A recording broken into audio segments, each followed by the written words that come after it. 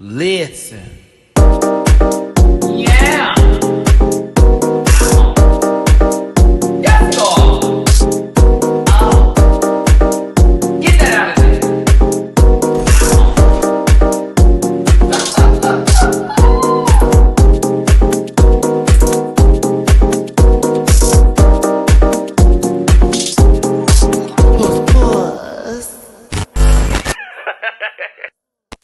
Listen. Hey everybody, it's your boy Matty-Rants. Thank you so much for tuning in. We're going to be talking about a show that is currently going viral right now, even for the wrong reasons, but certainly for the right ones for me, because I love this kind of stuff. We need to break down the first 3 episodes of The Traitors, season 3 on Peacock. So, I'm here to have a good time today and talk about gameplay as well as decisions that have been made. I will not be going as ham, I think, as people really want to make it go. Listen, I'm gonna be fair in my own Libra sort of sense. I'm a big fan of a particular contestant, but I also see really stupid decisions being made. I'm like, what are we doing? So we're going to talk about that, but also I don't like certain people that are faithfuls.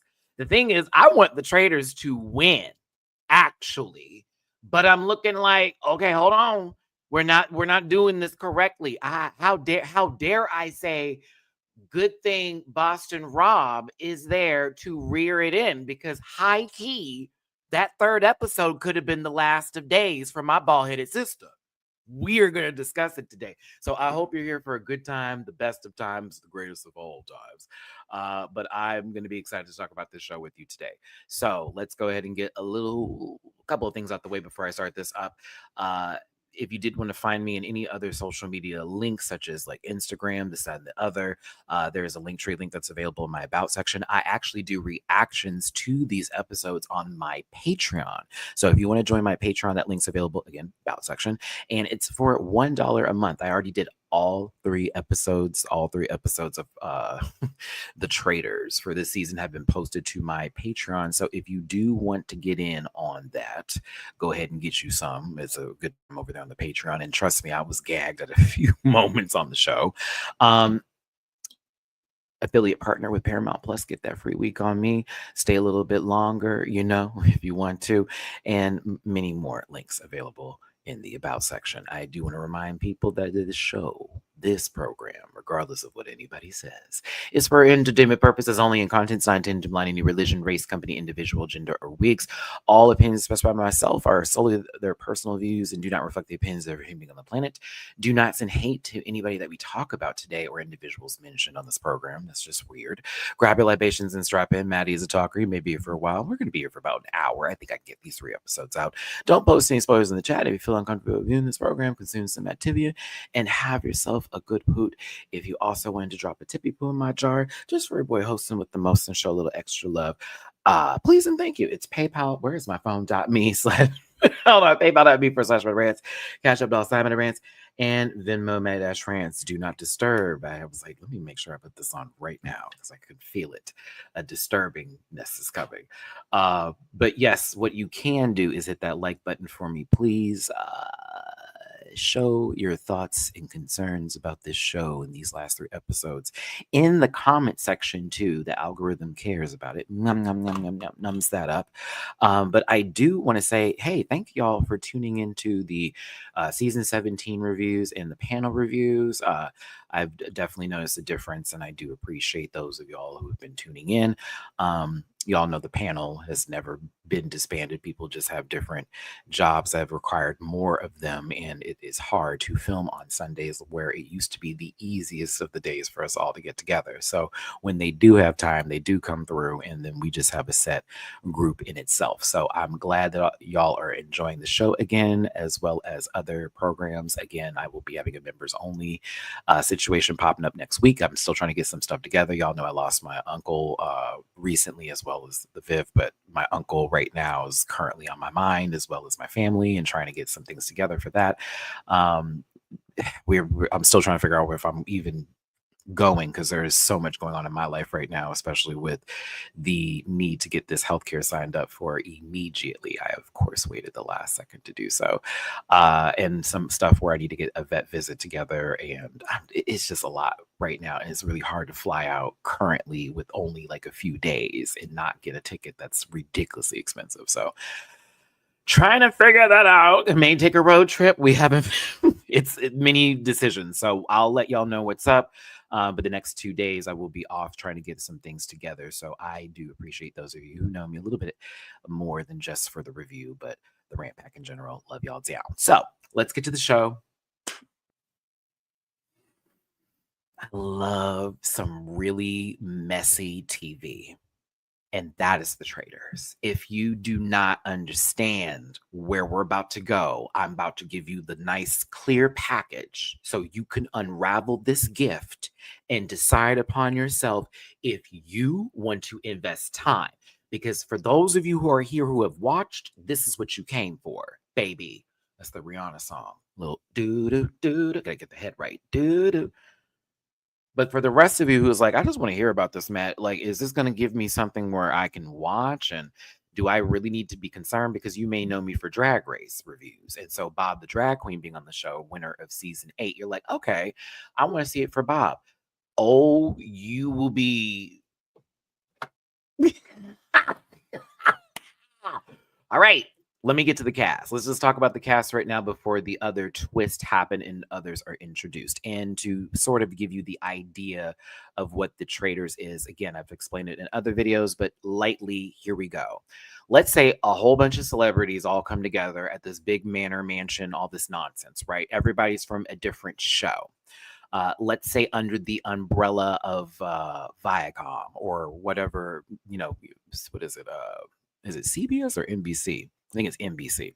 And so you go there, right? It's Big Brother, it's Survivor, Drag Race. It's so many shows under the Bravo umbrella, the NBC umbrella. I believe I'm still getting this right, not CBS. Is it CBS? It may be CBS because it's Paramount, right?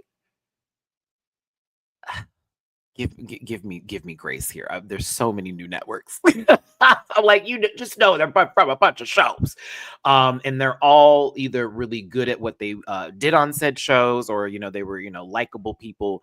They got the casting call. They end up at this house, and there is our famous flamboyant protector of the apes and chimpanzees. Shout out to Alan Cumming, because I need you to understand something here. I was a fan of him as an actor because he will forever be Nightcrawler to me. I'm just going to tell you that now. All right. That man, he ate that roll up. But I didn't know his extensive work with PETA. And I'm not going to sit there and act like I don't eat meat because, me, I like a little, come on. But Chimp Crazy made me look at him completely differently and so much more respect for him as a human being and a person. But also his wardrobe, Morgan, yeah. That mother can dress. All right. Now, some of these outfits, I was like, not for me, but like, I think he really do be coming in and serving. So Alan Cumming is there and he's the host. And the idea is that there's this huge cash prize on the table. The idea is to get to the end of this race, if you will. And you're like, well, Matt, they're in a house. How is this a race? Well, there are people who are going to be signed at the beginning of all of this to be traitors. And these traitors have the option, not the option, but they must murder, not really, someone at the end of the night. It's almost like a murder mystery party, but it goes on forever, if you will. Oh, that's the best way to describe this. A murder mystery party. Very, very that. Without the detectives, they're the detectives. There is nobody there that's actually like Jacques Cousteau or Sherlock Holmes, if you will. They have to be their own detectives. And these traitors take someone out in the game. The next morning, everyone meets for breakfast, and that's how they find out who was taken out. The idea is to see who in the room is giving suspicion. And then the following day, they're going to be doing a mission. That mission is for money, of course, right? You can look at people like, why are you looking for a shield? Because you can get protection during those missions. Do you need a shield because you're the traitor and you're actually trying to save yourself because you want to get someone else out? It's a lot. Benoit Blanc. Thank you, Jarrell. I was trying to get that man's name down, knowing good and well I've seen all of those movies, and I just could not get that. But that's the idea. So these roundtables take place after all of that. They then, as a group, must decide who they think is a traitor. They put their votes in. Whoever has the majority of the votes must then stand up and say who is a faithful, the person who is supposed to be the good guys here. They're just trying to make it to the end and get these traitors out because they're murdering us. Or if they're a traitor. Now, if it's a traitor, that's the idea for the faithfuls. You get the traitors out. Your faithful ass wants to get to the finale and you want to get the money and split it between the people that you want to split it with, right? But the traitors have to be sneaky and they must maneuver their way all the way to the end without being caught. And then they take all of it. Yank. That happened the first season. And it was nasty work and it was everything. And I was so happy because it was so revenge. It was just the way she manipulated it was so, that reunion. They were so hot. But like, that's the idea of the game. You have to lie your way through this as a traitor, but as a faithful, you have to figure somebody out. Mind you, in between the competition, y'all, just to give you an idea from seasons to seasons, when they catch traitors like early on, because they pick 3 normally, they're gonna pick somebody else. They get the option as traitors to invite somebody to the party. That person can then choose to be a traitor or decline the request. The gag is, by declining said request and coming back the next day, it's almost like, do you tell people you were approached? Because then it makes it look like, okay, are you making this up? Or do you like give a hint because you think you know who was the one that approached you because you had a conversation with someone that may have let.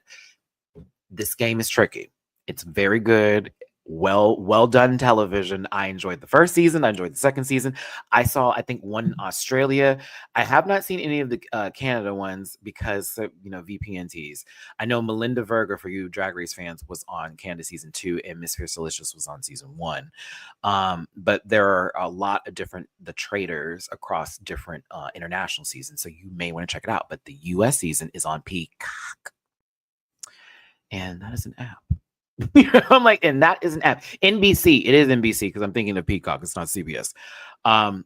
Okay, bet, because that's Paramount Plus for CBS. Still, there's a lot of under the umbrella. I think they're about a part of the same company. All right, let's go through the initial cast, if we will, before I start my narration of these episodes, my recap, if you will, and my review of people's decisions, poor or not. We have Danielle from Big Brother. We have Brittany from Big Brother. We'll have someone else from Big Brother coming in looking like a whole swollen chipmunk that the girls were dragging online. They said he's a racist cop. I'm like, I believe it because I've seen the early seasons of Big Brother and everybody was. But Danielle and Brittany, this is fun because we talked about this, actually. I covered Reindeer Games. Shout out to Taylor Hill. Love you, sister. Brittany betrayed Danielle during Reindeer Games, this little mini season of Big Brother where they were competing for money, but it was all Christmas theme and it was very, very, very, very obnoxious and nauseating. But it was still a good time just to see them still playing games because, honey, they had to be strategic during the show. But Brittany wasn't supposed to portray Danielle. It ended up backfiring. Danielle ended up getting out. She held it for a little bit, if you will. So that was their first time seeing each other, and we'll get to that. We have Carolyn from Survivor. More on her later because I have a speech for her later. Chanel from Real Housewives, Chanel Ayan. We have Dolores also from Real Housewives. Chanel is from Dubai. We'll see if they get a 3rd season, 4th season. I can't remember. Dolores from Real Housewives of New Jersey. The middle, that's the fence. If you ever wanted to figure out who Dolores is on a show, when it comes to the Housewives in terms of Jersey, she's the fence. She's gonna be in the middle every time. The Robin, former Real Housewives of Potomac. She was no longer on the cast, certainly not this season. It's been a good season. And also former housewife Dorinda Medley from New York Housewives. Okay. More on Dorinda later. Chriselle from Selling Sunset. She's fucking gorgeous. And I just love her. I don't know why, but every time Chriselle's on screen, I'm like, I love her. That's the first thought. It's like, oh, I love her. She's, she has, not to say a hard on for Tom, but she's in my kind of headspace with Tom. Cause I'm just like, Get him out. I know he's a faithful, but get him. I'm tired of seeing him. I'm tired of seeing that face.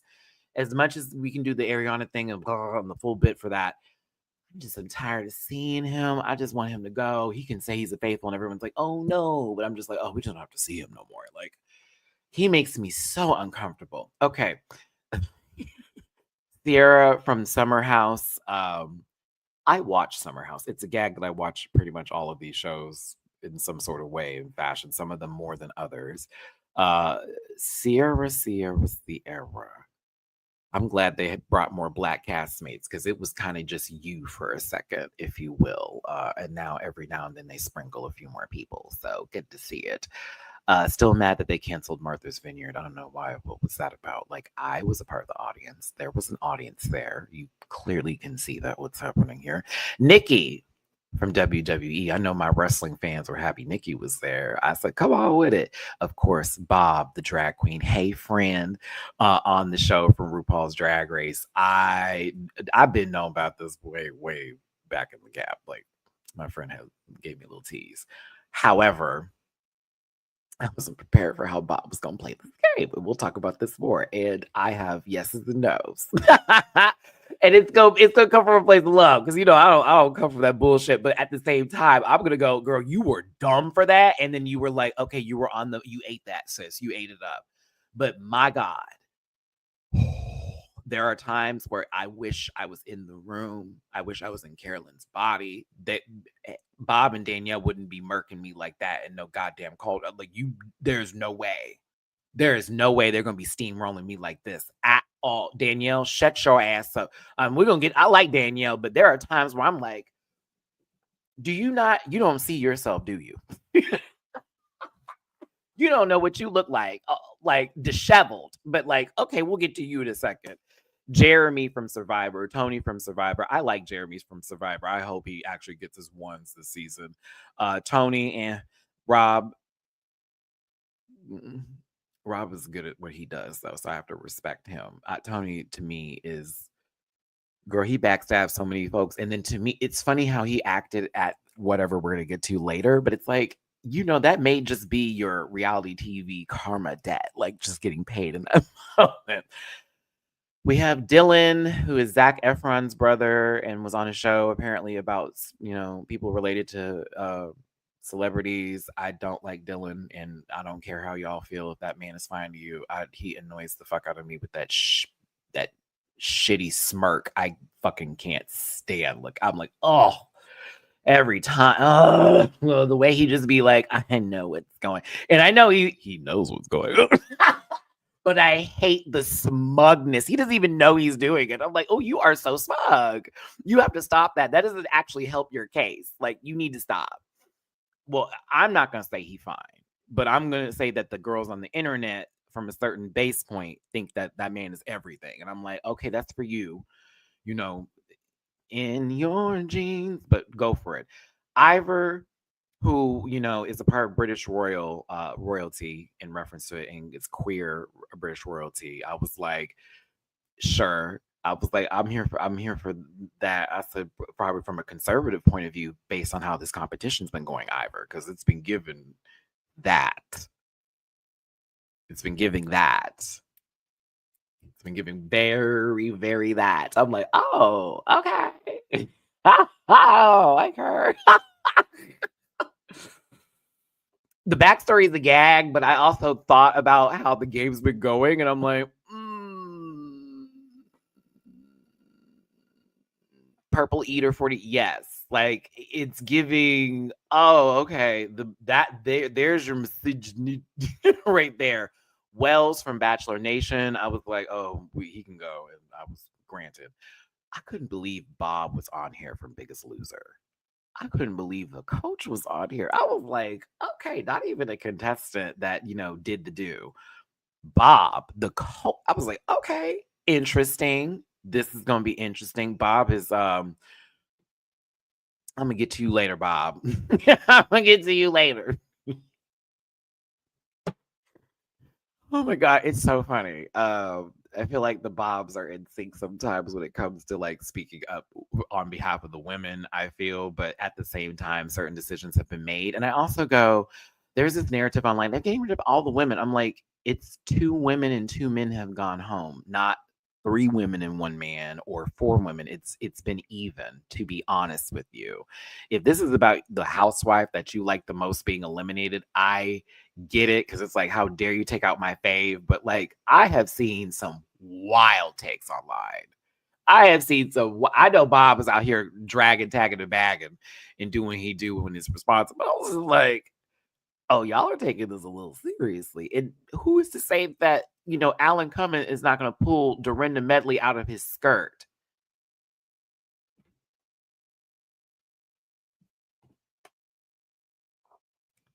Chris, 2 women murdered and 2 men banished. Yeah, so even. They're out the competition. Ta-da. Evens. And mind you, most of the men that have been taken out, I mean, really, who led the charge on the first man out? Bob.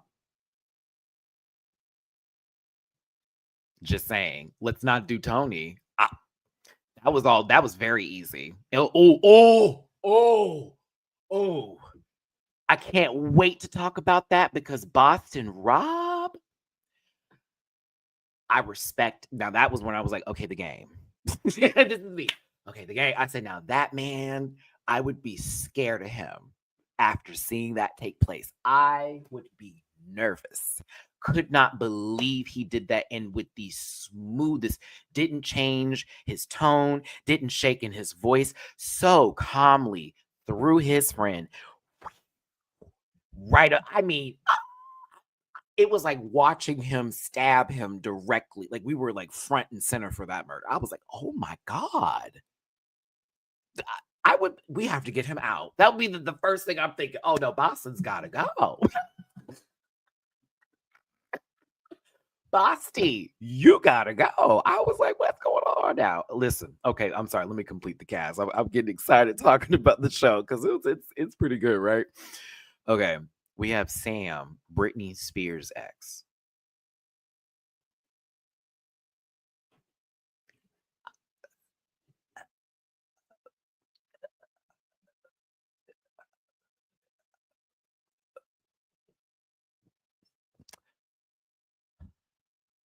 Brittany, I understand why you went there, though.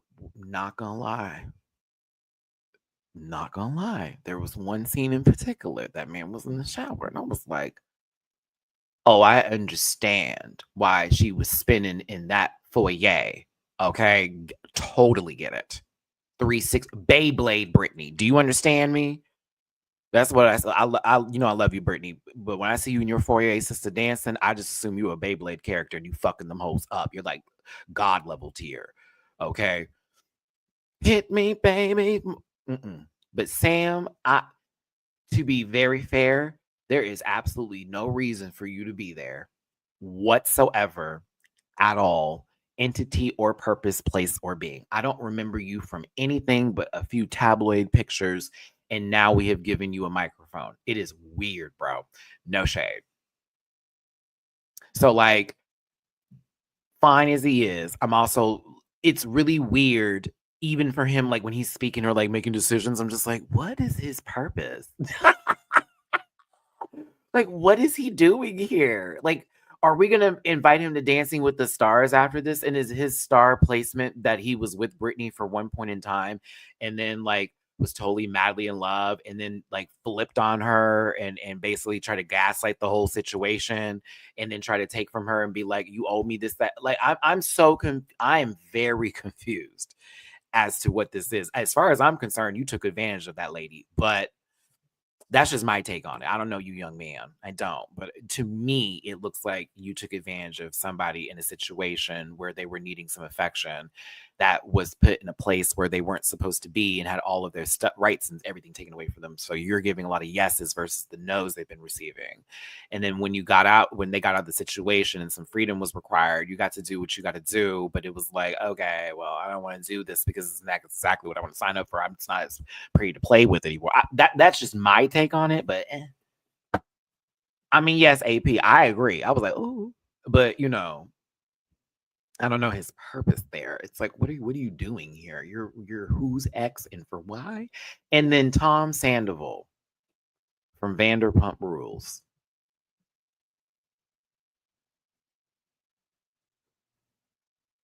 One of the most uncomfortable people I have ever experienced in a reality TV show scenario, situation, place, or be. What a freak. I'm so sorry. Tom, you make me very uncomfortable. I'm shocked that they haven't sent you home for looking like a traitor. Like every the when when what was it, Chriselle, when she said the Spock eyebrow, my God in heaven, I almost ejected from my seat. I was like, oh no, she's that girl. Okay. I have to watch more Selling Sunset. I've seen a couple of episodes from it where I enjoyed it, but when that baby said the Spock, I said, oh, she's not playing, she's playing with ammunition. She's playing with a loaded gun. I would definitely be sending him home. I would just say, I would write his name and be like, Tom, I just can't stand looking at you anymore. Please find a new deodorant or something with prescription. I sweat too, my friend, but you're in goddamn big old oversized sweaters looking like some sort of like bizarro super Clark Kent character, giving me all kinds of weird teas. I know there's bodies in the back of that trunk. Let me get past that point. That was stupid. I know. Who is this guy? Dumb. But Alan Cumming is our host, and he does the most, and I really do love it. But let's just go ahead and get into the episodes. They all roll up in G wagons, which is everything. Of course, as folks are getting out the car, people are spotting people from their different reality shows. As you can see, they were like, I forgot to mention somebody. Excuse me. I forgot to mention Gabby from Bachelor Nation. My bad, Gabby. I like Gabby. My bad, Gabs. I'm so sorry. I don't like her. I'm like, me. I like Gabby. Gabby's kind of funny. I get the giggles with her. I don't want her to expose something that I think may have happened unless she, unless the editing was just wild and they were trying to make this thing something happen. But like, she's fucking hilarious. I'm not familiar with her work. I don't watch Bachelor Nation because I love myself. I don't want it. That's not true because y'all may like that show. I'm sorry. I wouldn't watch that because of, I'm so sorry. I wouldn't find that interesting. The last time I gave a fluck about a dating show was when it was Flavor Flav and Tiffany, New York. I kid you not. I am no longer interested in seeing people swap what possibly could be a new bacteria organism, the next Contagion movie, if you will. I just don't know. If I really get into it, like it doesn't take my interest like it used to. I can't. That's a little nuts, but regardless of all that, some people like it. That's good. That's good. Good for them. Good for them. We did get our moment of reconciliation between Danielle and Brittany, and it's like, okay, I'm so sorry. I know, I'm so sorry to. I just in that moment, I had to make the decision. Okay, girl. Meanwhile, Danielle is plotting against her, but I would say Danielle's hair is plotting against her, and I hate to do that to my sister because I love her. Well, okay, now Love Island was different. Love Island was different now. That's a little bit of a different story because that was entertaining for the fuckery. Okay. And I also didn't like watch it. I sort of like fast forward through the episodes until we got to eliminations. So technically, I watched it. I more so got the cliff notes from Twitter and then would fast forward and watch the elimination because nothing happened unless it was the eliminations or like, yes, you will not do me 5UK, but it's the truth. It's the truth. It's the truth. I don't like dating shows. Boo, boo. I stand by my statement. You will not do me. Okay, I just know her for being the first lesbian from that show, and then I watched her on. Oh, she was on Dancing with the Stars too. I don't watch Dancing with the Stars, even uh their season. I didn't watch. I just was happy that they were on there before the happened. So yeah. Thank you, Cordell and Serena. But you can't forget about my girl. What was my baby's name? Beautiful. That was with finest. Come on, Matt. It's not. Is it? What's my girl's name? Starts with the J. Is it Janelle? I don't know. PPG, Janae. Yeah, okay, there we go. Yeah. That there we go. Thank you. Okay, yes. That's who I'm thinking of. I was like, okay, that was my bitch. I loved her. So yeah. And Kenny, I did. I liked them. They were so beautiful. Ow. And I also felt bad for her because she got fucked over first couple of times, but she also made like a dump. I just said I don't watch these shows, and we're proving Vibe UK correct here. Damn you all. Anywho, we must continue on. Maddie's a Libra. Christian, we're not too far because we're still in episode 1 and I need to get to the point. Here we go. So Alan Cumming lets them know that the games have begun, what exactly it entails, and sort of gives them a little riddle me this, riddle me that. Looking fabulous as usual, but Boston Rob was not a part of the original crew and actually was introduced at this moment. And he gave them a decision to make where, and I thought this was gaggy. And I think they would have still had the person who was eliminated come back in this moment had they done what they done. I think so, only because of how this happened. Because Boston Rob is from, I believe, Survivor, and he's known for being just not trustworthy and fucking people over. Carolyn in this moment wants to get him almost out of like chaos, right? Just to get it, just for chaos like purposes. Like if I get him, it'll make me on his good side. But it's also such an early move, and they have not even gotten into the manor that they will not be sleeping in because they sleep in a hotel. Would you have taken this man's hand? Would that have been done at the beginning? Because I'm going to tell Boston Rob this. As much as I was here for him coming in later, I wouldn't have taken this hand so early. I would not have shown my cards so quickly. Oh, no. The impulsiveness of that move. Oh, absolutely not. I have just gotten out the core. No.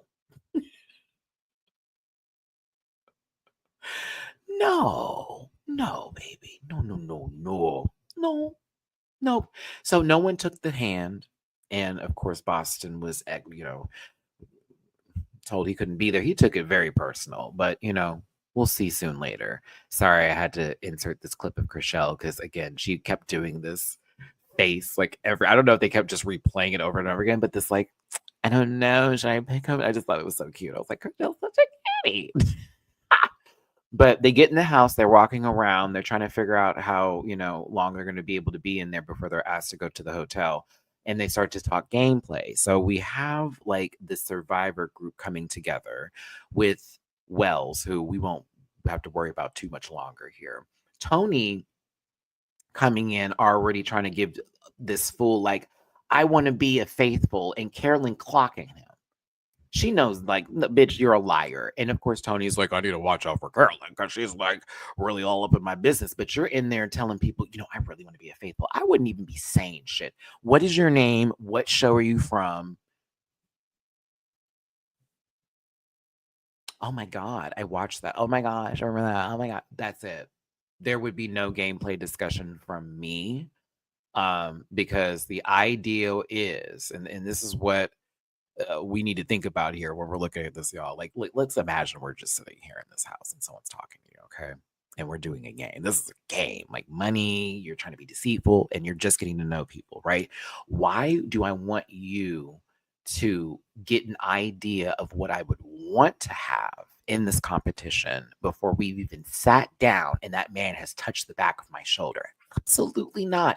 You need to hear me as a person be like, I want this money because I have a lot on the line, or family, or they get the vibe that I'm a friend or a brother or something really close as a person. Because then when we're all sitting down there at that table and we're trying to figure out who is now the traitor, you're not going to think of the person who you actually had the best time with 2 minutes ago, because you're going to be like, who do you think it is? You're going to go to the people that you're friends with. Like, who do you think it is? Yeah, like that. Where I think this is wild sometimes, where it's like, let's start talking again. No. And I'm also another thing I'm putting a caveat on is, If they've won their shows, you're not getting fucking shit. You're not getting a dime out of this. You're not getting nothing. Everybody who won would be out that fucking door, baby. You had your coin. It is my turn.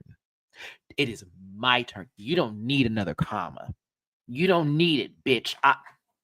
Get out of here. That's why when Wes was introduced, I was like, you better get him out now. That man has literally like a whole savings for his child, for the trust, if you will, going on. He has his own company. That man has built stuff up. You don't need no more money. You don't need no more money.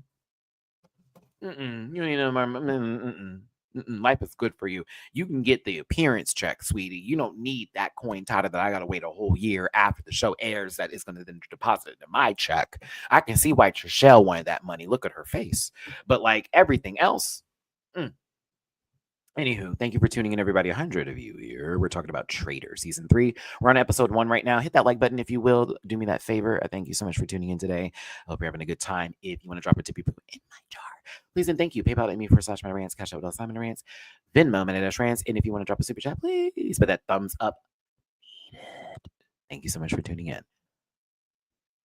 I wouldn't trust any of the survivors. I'm gonna be real with you, Carolyn. I think you can really make it. I think, however, this last episode too, you thought Bob and Danielle were giving themselves away. I was like, yo, the only person playing cool right now is gonna be Miss Roberta. It's a gag. I'm kind of like, what is everyone doing? Do you not know how y'all look right now? I would be so suspicious. Like if I was a faithful, like, why is she walking around like that? Very weird. Anywho, they're all getting to know each other. It's a good time, all that good stuff. Oh, La Roach would be perfect for this show, Michael. By the way, that's a great option. Tom Sandoval.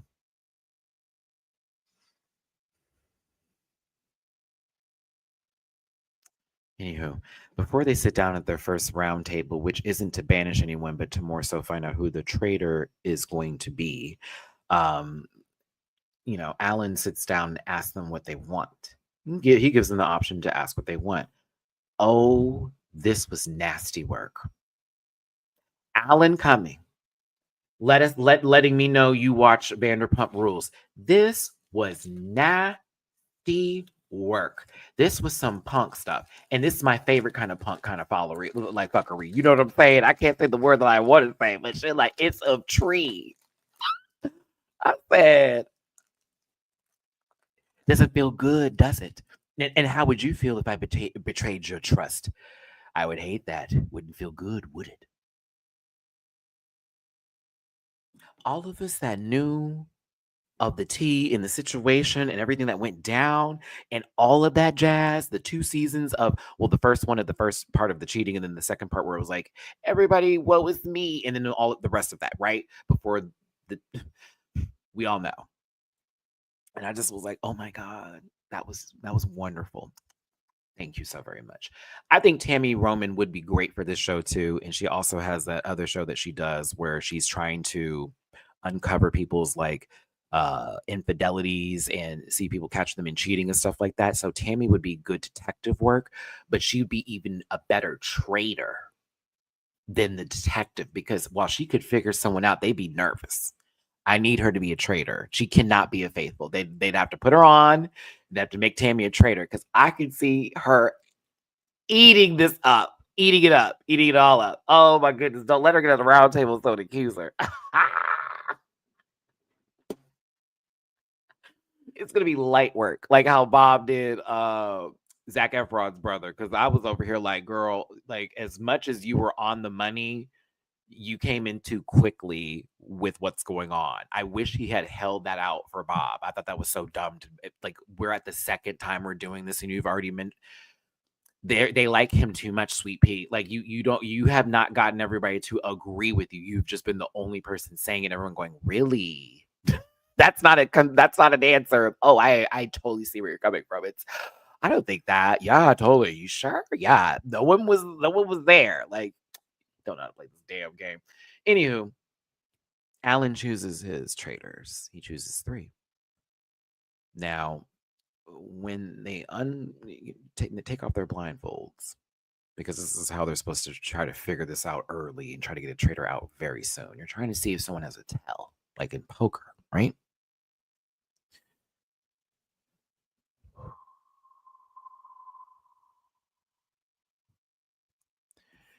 This guy,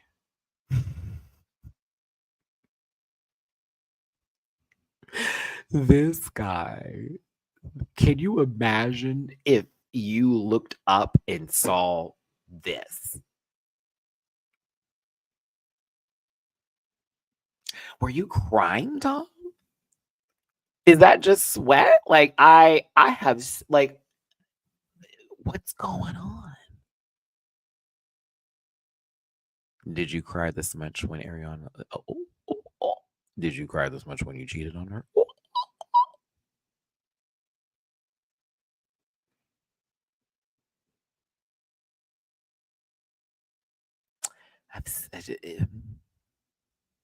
The last time I saw a face look like this, Jocelyn Hernandez was in a very dark room.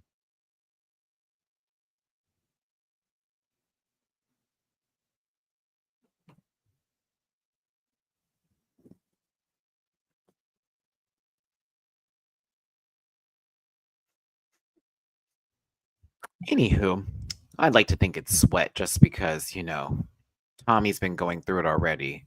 I swear to God, like,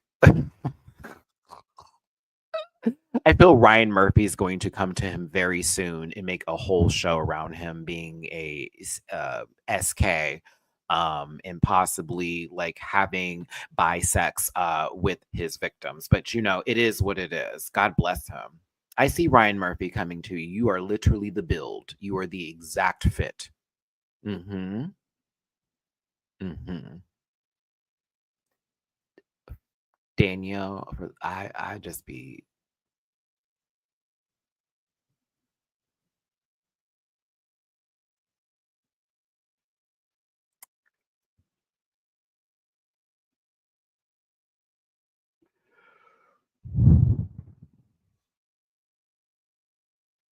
And I love her on the show. I've been having a good time. However, I just be like,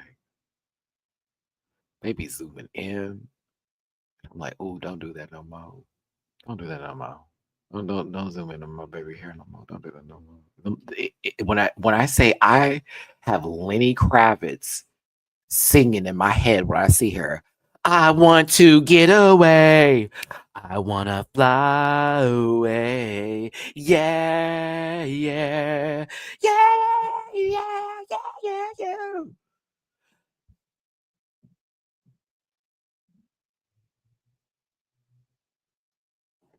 They be zooming. They be Zoom calling in. Okay. Like, and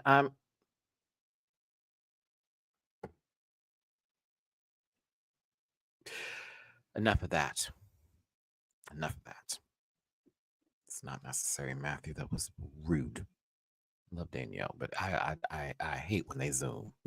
I hate when they give her close ups because I'd be like, whoa, it's been some time. It's freestyles already. It's freestyling. Uh,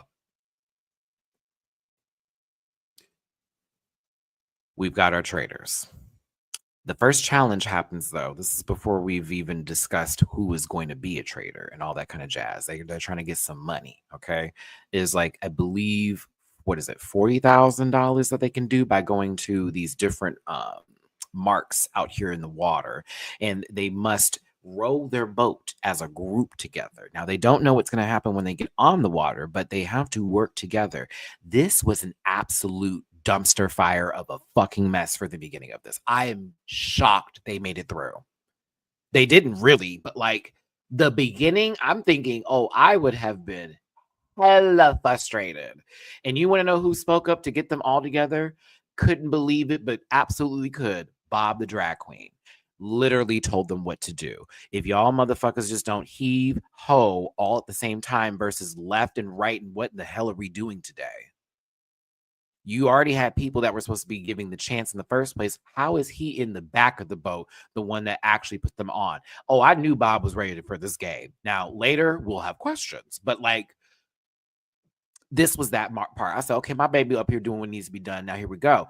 Tony, I guess, you know, Luke Cage, I'd be this bitch. I don't know. I'm over here like, girl, why you need to hop off the boat? What's going on here, sister?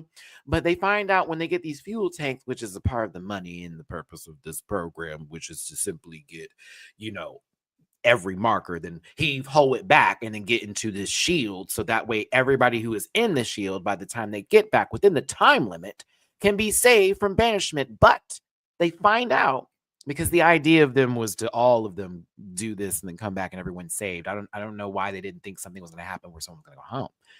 When they get to these marks, they find out that 2 people have to stay and they will not be safe from banishment. So in reality, if they hit every little, you know, floating marker or whatever out there, then 2 people, like 10, up to 10 people would be up for elimination. The rest of them would be saved if it was done. And that's up to them on how much they want to get. Okay, now, I don't know about you. Why am I saying banishment? What show am I on? Survive. Murder, sashay away, banishment, eliminated, not the villain of the week. Evicted. I can't. Oh my gosh. You know, the people, they go when they have to be eliminated. The words. Okay. Pull it in, Maddie. I'm sorry. I like this show. It's a lot. So I'm gonna be that gay. I would definitely be looking kind of funny too if they're like, so one of the women get out. Huh? I thought that was wild. And it was the way it was kind of done. I was kind of like, huh? So you're thinking this is about strength, and you're thinking this is about, okay, well, we just need to get this money. And so that's why I was like, God, this does feel like the challenge, like the early years. For those of you who watched Real World versus World Rules, that was, baby, when I tell you, that was every fucking episode. Every episode, bro. Oh my God. It got so annoying sometimes for them, but then there would be times where I'm like, well, technically, but in this case, it was very, you don't want to get off the boat because you want to get the money, but not only the money, at the end of the day, you want to be safe, because if you get back to the mainland and in the shield, within all of that, you will be okay. Okay, ARC, when I say we're here, come on, Red Ghostface, we're here? I was like, of all the queens to raise their hand and say, I think they should be getting out, I'm over here like, girl, what? You must do what? Like, okay, like what? Like it's wild. And it was also other folks. Just here's the thing: the housewives get off the boat. That's where we just need to get to. The housewives get off the boat. They get off the boat. Don't know why. I think they were trying to be team players. Now, this is what pisses me off the most. You tell the women to get off the boat, and you start telling people, come on, you gotta get off the boat. Someone's gonna make a decision. Someone's gonna make a decision. But then the first thing you say is, well, maybe they got off the boat because they're the traitor and they know they're safe tonight.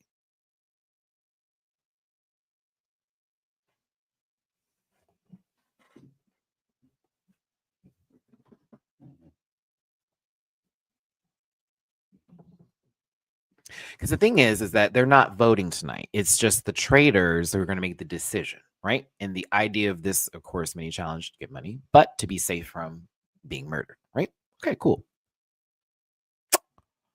Now, if y'all are taking up time, because it is a time limit to do this, and it's getting to the point where no one wants to move, and there's 20, like they didn't get that much time to do this. You know, you feel me? I don't know how much time they really had in the reality TV world spectrum, but we saw like 20 or something like that. And I you know how people become very impatient. And it's also like that point of like, I'm just going to get off because no one's making a move and I'm just trying to do this for the people. But now you're throwing my name under the bus. Fuck you. I hated that for these folks. I hated that for Dorinda. I hated it for Dolores. I hated it for all of the girls that got off early. But isn't it crazy that Bob and Danielle got off the boat? Both were tapped on the shoulder to be traitors. And did it like this? I'm sorry. This was wild to me. The way my anxiety would have been so high if I saw them later, like when they saw each other up in the towers, like, oh my god, I would have been gagged. It's like, bitch, we were sitting next to each other, gag. Now, Danielle, your acting was good here. Later, a Razzie is deserved. But Bob, I appreciate you for taking it for the team. It was getting very annoying. Tony, especially, he doesn't realize how kind of an ass he can be sometimes while he's trying to be a good guy. But then you had Bob H and Sam get off the boat because it's like, okay, we're trying this now. The thing is that they only got like what, $20,000? Like, look at the map. They didn't even get that much money. I thought that was wild. I was over here going, okay, so you're telling me we spent the majority of the time arguing about who's going to get off the boat in reference to immunity when we're really thinking about we need to add more to the prize pot because at the end of the day, whoever's at the end of this is going to get all of it. But like, yes, you want to be safe, but my mind wouldn't be for the safety. I'm thinking of the money and we're having to do all of this work. I want my work to actually matter. 20,000 between all you heifers, especially if there's 5 of us at the end of it, not cute. Because we could lose every challenge before then. No, thank you. Yeah, I was mad for everybody that was on a raft. I was mad. Floating pond to put the fuck that is. I was mad for them all because it's like, get out of here. Did you see how many people were safe? Wow. Oh, that's right. Sarah, clock it. There was still some time left. They were like, let's be safe versus sorry. So all of a sudden now you make that decision. Mind you, they were at the fueling part where they could have easily have gone and got another $20,000 and then turned around. So they just skipped the money just to be safe.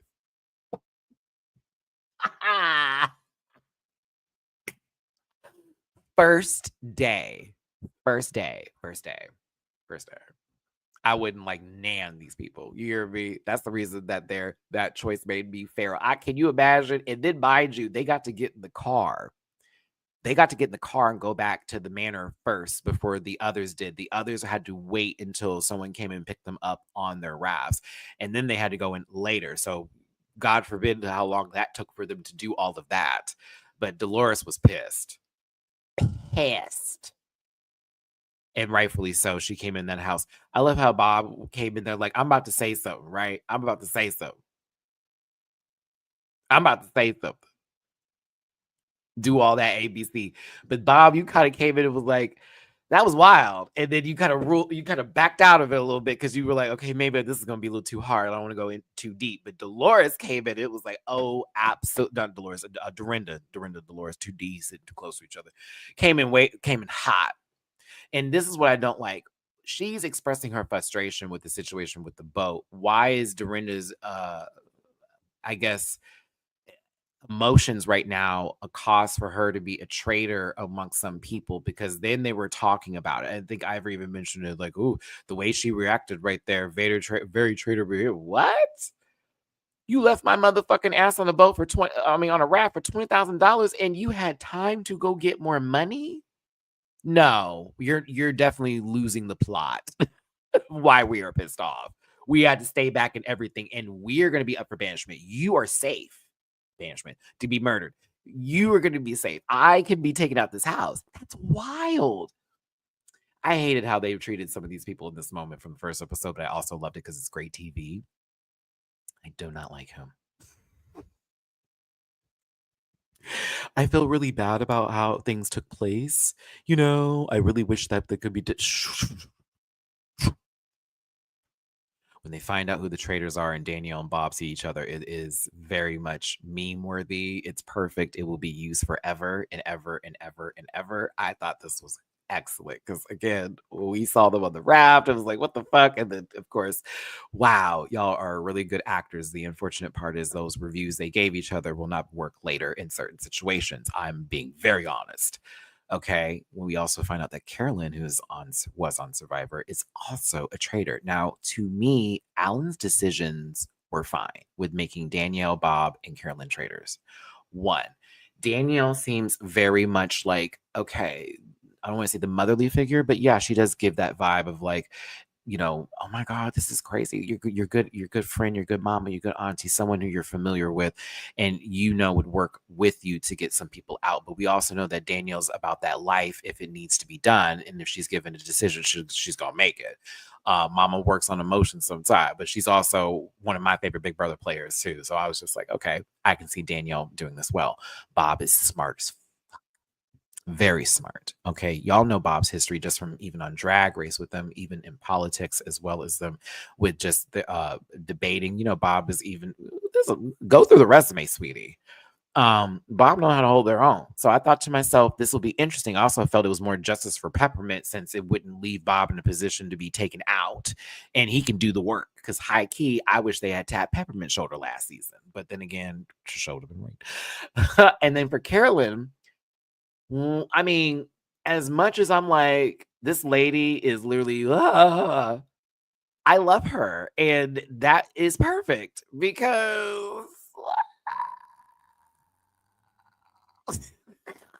you're not going to expect her. You might think it because it would be crazy, but you don't want to think that because she's always looking like something has literally dropped on the floor at a very, mama look like something's dripping in the sink somewhere. You know what I'm saying?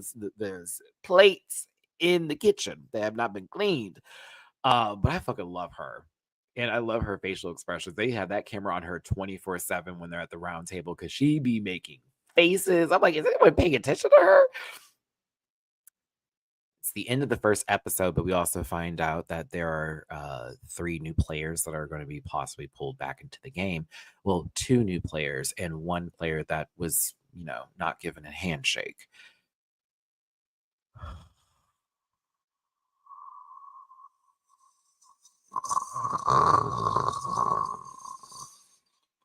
Is it bad that I just don't like him? And I know I shouldn't be like that because I'm a reviewer, but what is this? Oh my God. It's like, what is his name again? Because I remember he was one of them people that I just did not want to return back to my television screens again. I was like, okay, we're good. We're fine here. Like the other one too. But like I just remember many clips that I've seen where I've just not been there we go, because he has my brother's name, but I don't like to associate. Oh, my brother. Derek. From Big Brother. And yeah. I knew when I saw him, I was like, oh God, they need to get him out immediately. It's the police girl. They need to get him out immediately. The police? What is he about to plan on you? Mm, mm. I was like, oh no. I was like, oh, not the swollen chipmunk. No, no, no. Mm-mm, mm-mm, mm-mm, mm-mm. As much as I have a lot of like closeness in terms of me and Wes went to the same college and also like met them once or twice before in my early days when I was trying to be on the real world back in the Gap and when I worked in Scottsdale. Wes from The Challenge is on the show.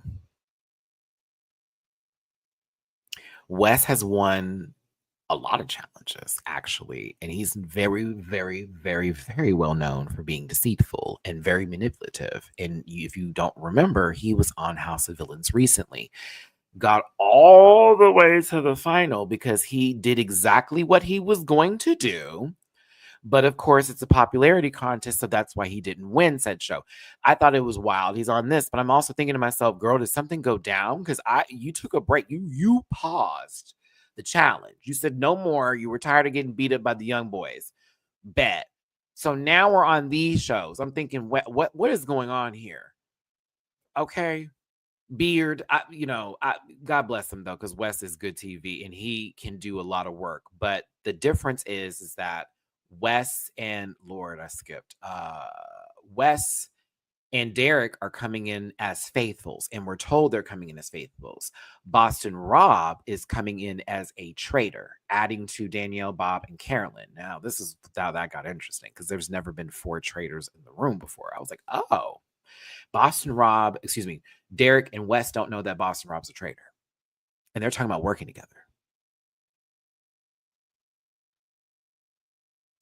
Here's where we have an issue.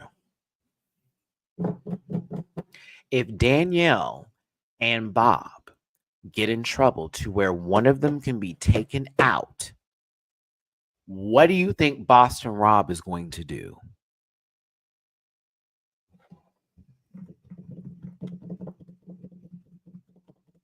That's the first thing in my mind. I said, oh, y'all have to play this game very differently. And I think Carolyn is the only one in that room that knows exactly how dangerous Boston Rob is. He's going to pull one of these motherfuckers up in here. They're going to be able to get out the other traitors while also taking out the faithfuls. Of course, Boston's going to fuck him over in the end, either Derek or him or Wes or back and forth. It will be very much that nastiness, but I am foreseeing. I can see into the future, and it's telling me, oh, this is going to get nasty. It's going to get nasty. So I was like, okay, I'm not mad at these choices. I don't like some of these people, but I'm like, do I think Rob will win? I think Rob, based off of what I just saw in these last 3 episodes, I'm like, man, they're going to have to get him. He is too smart. He is too good, especially that last little note that happened with Tony. That was maniacal. I would have applauded it at the end of the table. I would have been seeing what's going on. Like, the fact he was the only one to mention the shield, you don't get how big of a deal that is. That also shows that he gave the room trust. Because the other 2 didn't. Wes and Derek haven't told them that they gave their shields to. Bitch, I need you to clock in, everybody. I need you to clock in. That was so nasty. I was like, oh. I would have had to pull people like, girl, we got to get them out. Did you see that shit? There's no way. There's no way. No way. No way.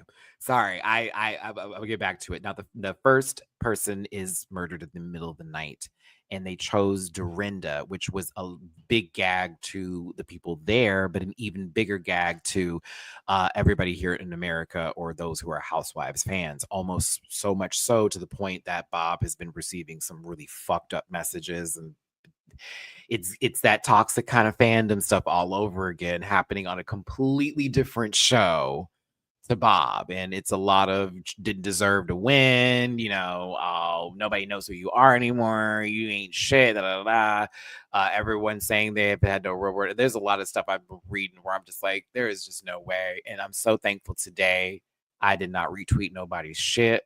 I didn't sit there and comment on nobody's page. I told myself, Matthew, step the fuck away from this app and just start playing some Roller Coaster Tycoon or Pokemon trading card game Pocket, because this is not. What are we doing? I actually started just working on this video because I was this stupid. Like, it's a game. She's gonna get eliminated eventually. I also understand from the point of view that Dorinda's excellent television. Such good TV. So we are going to miss something with that. But who is to say, they can ask her back next season. We saw that literally take place from season 1 to 2. Hello. Kate got to come back and compete in the competition again. And she did well on season 2 for the most part until we got towards the later half of it. It was like, okay, what are we doing? You and Phaedra, what the fuck are y'all doing? But when it comes down to it, I'm like, this isn't over for people. They're going to see the response. They're going to know you missed her, but also relax. Like, this is a show. At the same time, I felt bad for Dorinda. I did. She had no idea. I saw the little unveiling where they figure out like who's the traitors or whatnot, and she was gagged. at the options here, but I gotta say Bob and Danielle.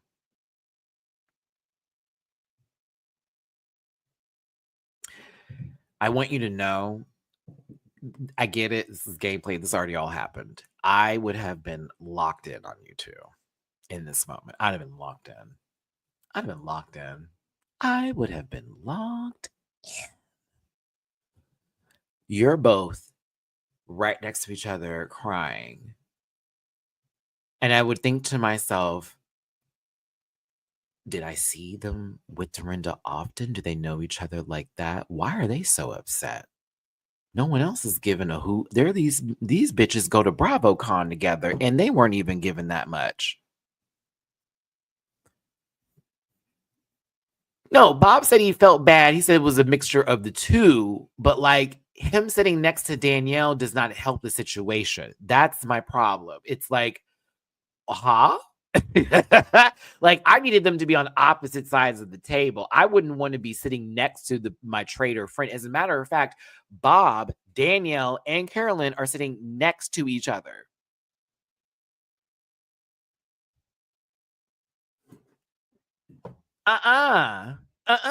It's too much. Tom Sandoval over there is throwing all of the energy off though, because if there's a Tom, there's a wrong, right? Like you didn't know this, everybody. Because look at now, I'm a sweater. God bless America. Tom, I don't know what's going on.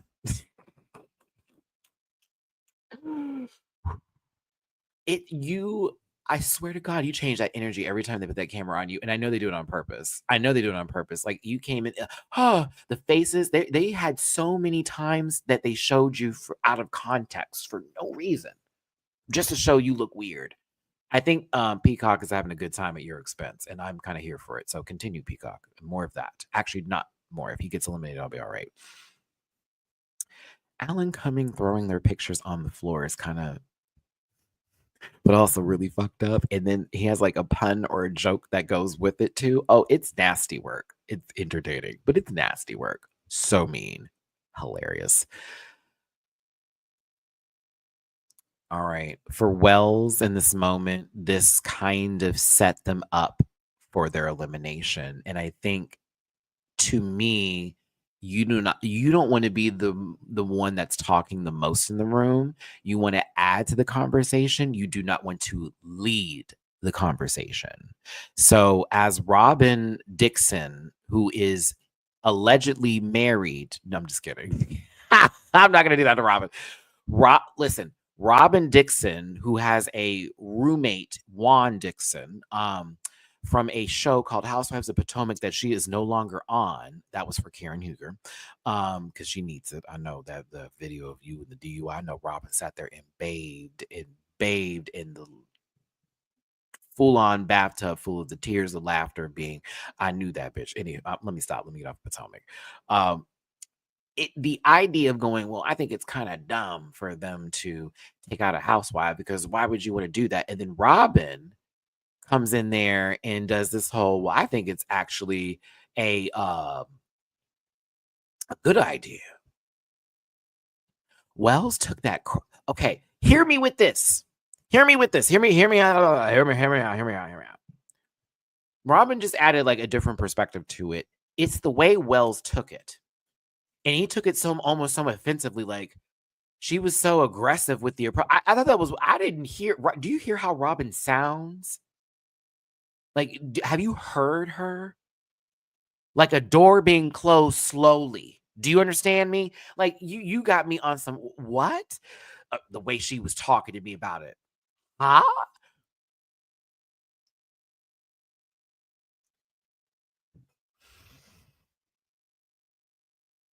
She's like Eeyore on uppers. I don't understand. Like how, like, oh well, like if you will, like I thought, to me, she's mad. What do you mean she's mad? She just, you wanted your opinion to be that opinion, and then she countered it, and then when she continued to combat said opinion, you took it as, now she has to be the traitor, because why would she say that's a good idea?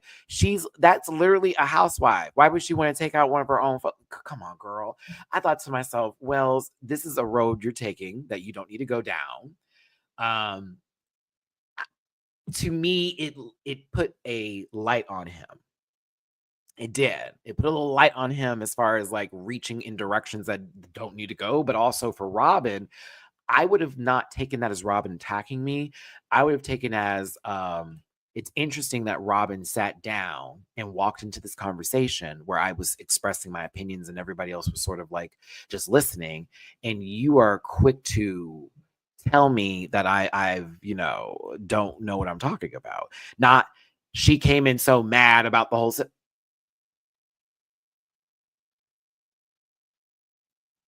the way you word it and the way it was approached later that's why you lost your argument, because you tried to say she was the mad woman and she clacked on that, and Bob started it, but we'll get there. It's the way you have to word stuff around these people, and I'm realizing in a game like this where you cannot base everything off of emotion when you're trying to like validate an argument. You can't do that. You have to actually present something that's super factual to the point where someone cannot contest that because you feel like something was up. You feel I moved someone. No, no, no, no. You had to say, I saw you do this. You said. That's how it has to be done. It has to be like, and period. I like that. But it's also interesting that people forget those moments when they're at the round table or they're trying to like spread their case, because it's like, okay, y'all, like, how are you going to play this?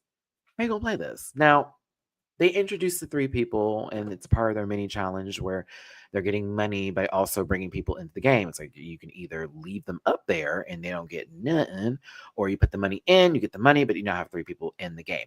I think it's wild that Dorinda's gone and three men came in. I do think that is crazy.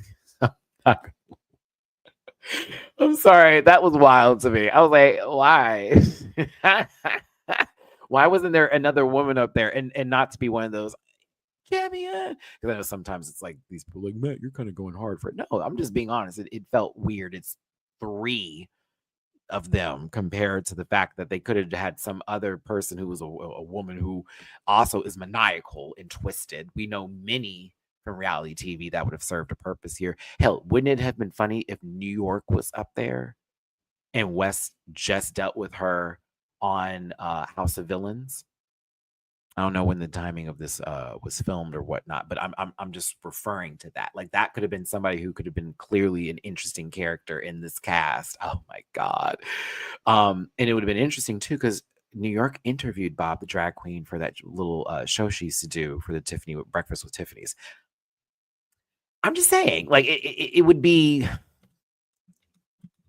There are a lot of people they can put on this show that would be very, very good. I just thought these three. It was like, you could have swapped out one of them for somebody else a little bit more flavorful.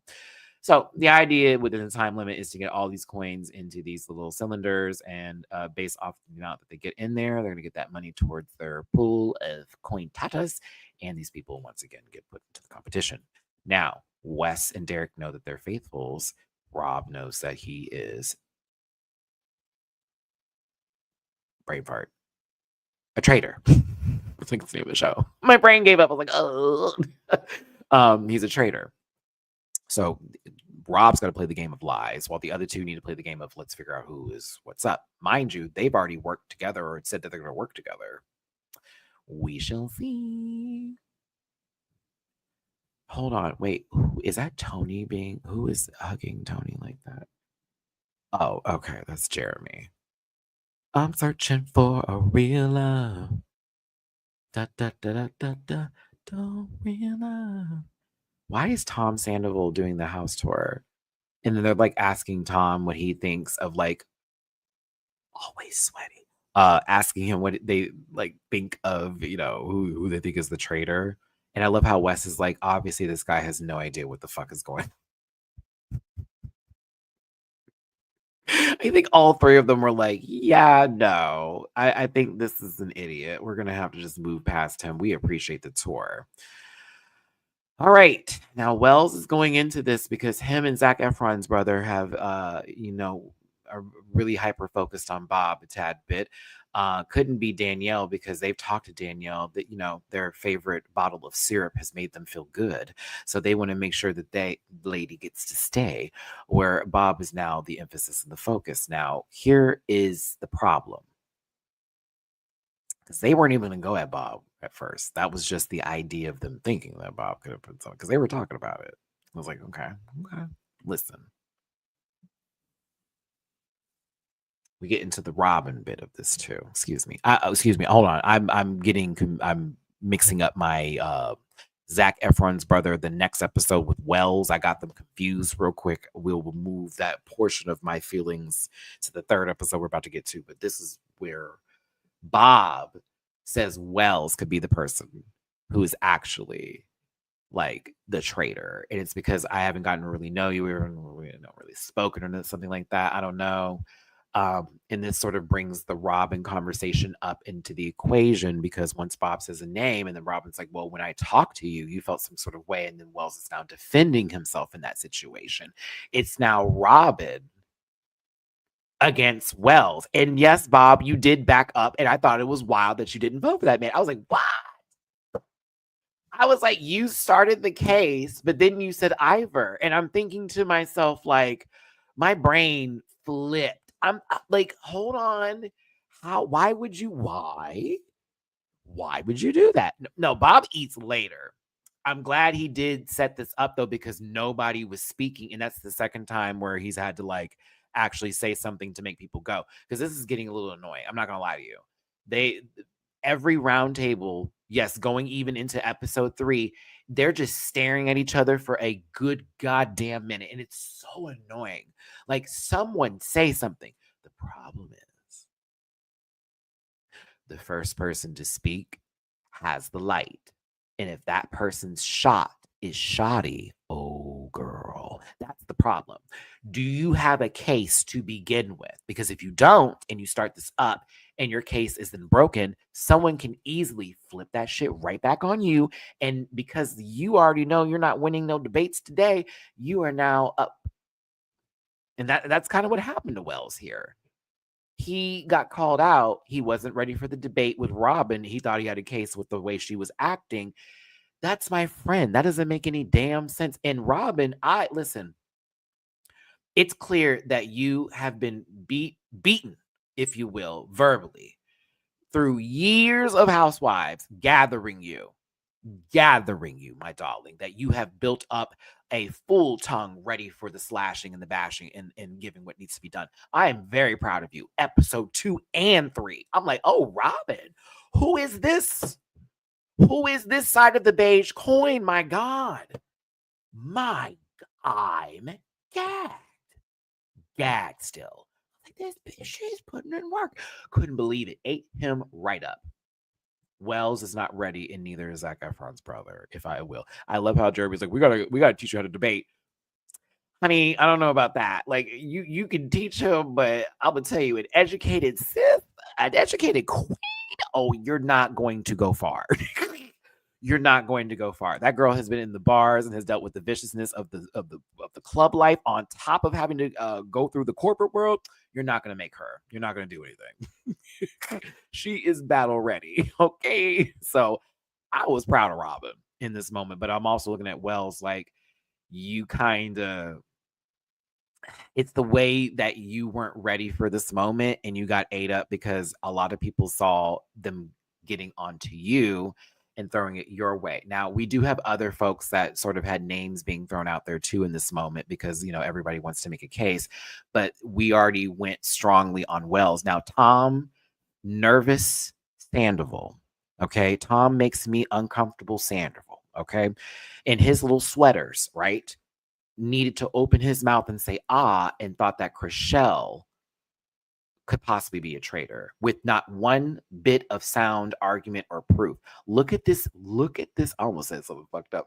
Look at his face, bro, while Chriselle is looking at him. Look at his face. You do not know how creepy you look. You are this dude. I don't. Oh my goodness! Like Jason Bateman, American Psycho looking motherfucker. What is happening here? So Chriselle ate him up. Women, that's why I don't want to see them go too soon, because the girls are chewing when it comes to reads and cacking a motherfucker at the table. I mean, ate him up. And all she had to do was go, I told you prior to this. Okay, let me speak. Because he kept interrupting her. let me speak. I told you prior to this that I was friends with your ex, and him so quickly, such a guilty puss, so quickly. Everybody knows her.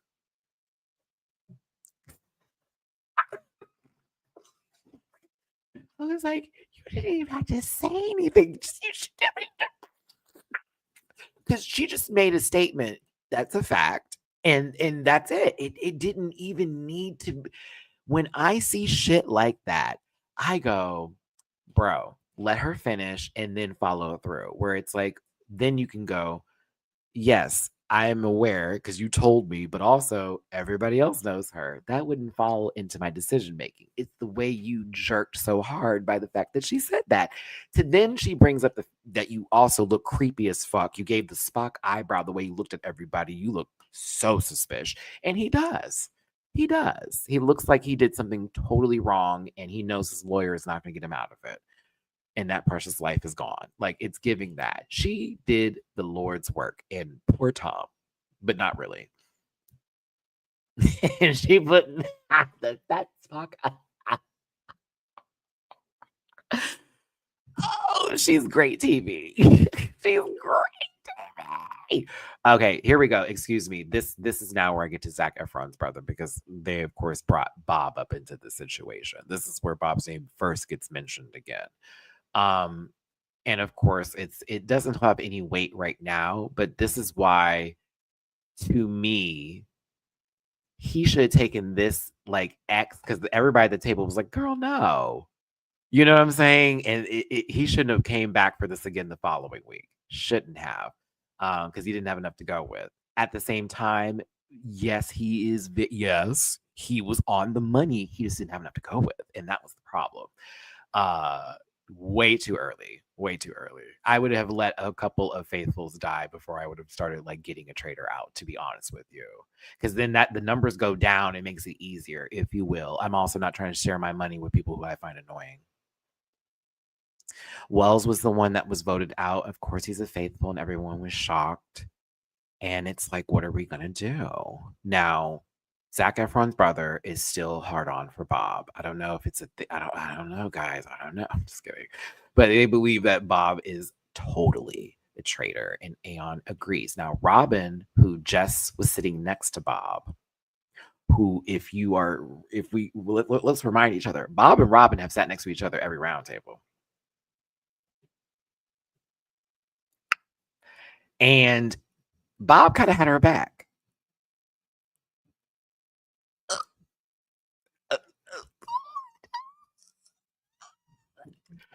I also want y'all to understand that Robin just got into it with Wells. Wells and Zac Efron's brother were very much cool. This is okay, Robin. This is you getting your first bullet into the gun. This is the holster, and you're putting your bullets in.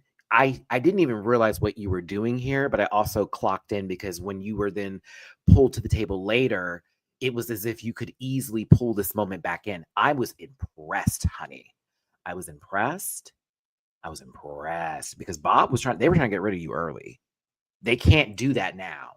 The traitors would be dumb to get rid of you, because I mean, you are faithful, yes, but your arguments have been sound lately, and I'm like, ooh, ugh. If she gets to be a traitor later, I would actually be kind of here for it. But Robin's doing pretty well here. Now, Aeon, I'm going to be honest with y'all, and I know we love her from Dubai.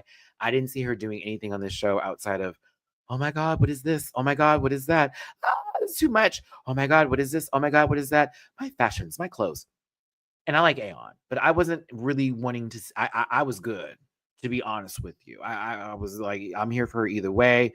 I know she ain't gonna bring really that much to this table. It is what's gonna be. So no shade to Aeon in this moment, but I was like, them having to eliminate her that night, murder her that night, it did suck, and I know a lot of people were upset about that.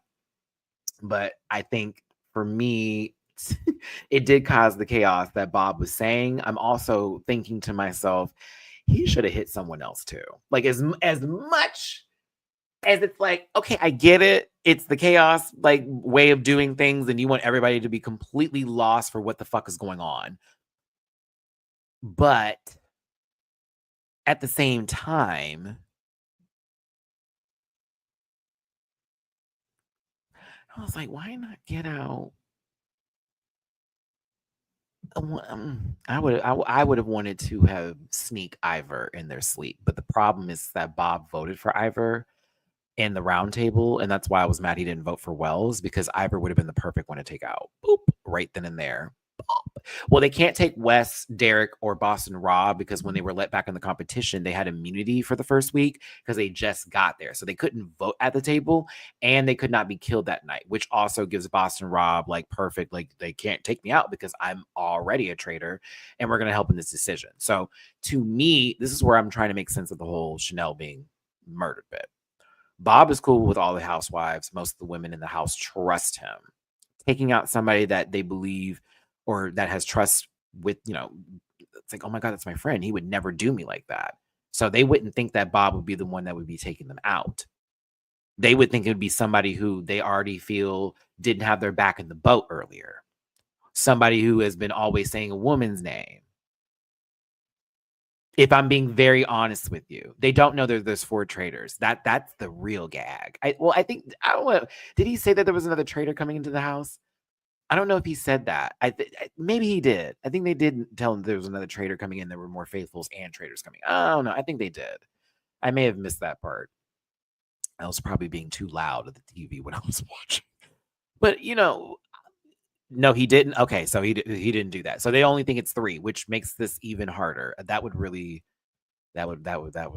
Ooh, if I found out later there was an extra traitor, like Alan tells me later and I'm a faithful, that would piss me off, bro. Because I'm like, what do you mean there's another one up in here? And my first thought would be, it was one of you 3 bitches. But you can't say that because it's gonna put a target on you. But that in my mind, I'm like, it's one of them 3. Because there's no way. Like, why would they take someone from this original group and put 3 people in here and not one of them be the traitor already? And I would have asked like Wes and like, okay, did he told you were gonna be a faithful when you walked in, right? So yeah. I'm going to try to deduce that. Maybe they're lying, maybe they're not. But it's also like, oh, maybe they told them they were traitors too.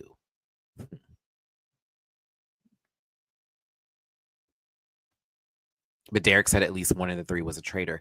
I thought whenever Alan was talking to them, I assumed that they almost could hear the I don't know why I always think that, but I'm like, there's no way that no one is like on to this. I don't know why. To me, I'm like, I think that they all know one of them between the 3 of them is a traitor, but they're not saying anything because they want it to be like, okay, like we're going to run this a little bit until we know what the advantage is and then use it. And Wes is really, really, really good at doing shit like that. Like really like holding all of that until the end of it. So,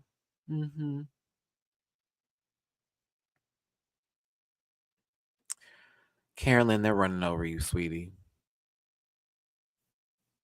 They're running over you, sweetie.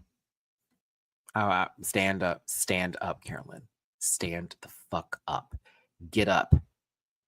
Get up, Claire. Get up. Like, you barely get anything in, and you be having sound advice. You honestly are not off your rocker, sweet pea. And I love it. You look like you're 3 steps away from it, but like, I need you to stop being puss, like on a real note, because Danielle be street walking you, and I'm getting tired of it. Danielle, you shut her down so hard this week. I was like, bitch, are you good? Are you cool? I was like, Danielle, are you cool? Are you good? Like, hold on. Like, no, we're not gonna do that. I'm not budging on them. You and Bob low key got to make the decision last time. I would want to be fair if I was a traitor with the group that I'm working in, that each of us gets to decide, and we have to vote yes or no on those decisions, but they get the 3 that they pick, and we have to let one of the 3 that they want to take out, because it would then show trust between us traders. We can make it all the way to the end, do what we got to do as traders to, like, chop each other up, whatever. But like, if we're gonna run the game in the beginning, like, I want it to be like at least what you get the first, I get the second, you get the third, you get the fourth. Boom. Do something like that. I don't know. So for me, I'm feeling for her, but I want her to step her shit up because I'm like, they're clocking your tea and it's getting annoying. But Boston Rob, low key for me, is the one who is actually going to save this group of people in general, because he low-key saved Danielle and Bob's ass. Bob did a damn good job at that round table. But when I say Boston Rob pulled the ultimate, no pun intended, trump card, I was like, okay, he just showed his worth in the Traitors room. I need y'all to like back it up a little bit and take a breath and then come back in and do what you need to do, because y'all could low-key end this game quickly.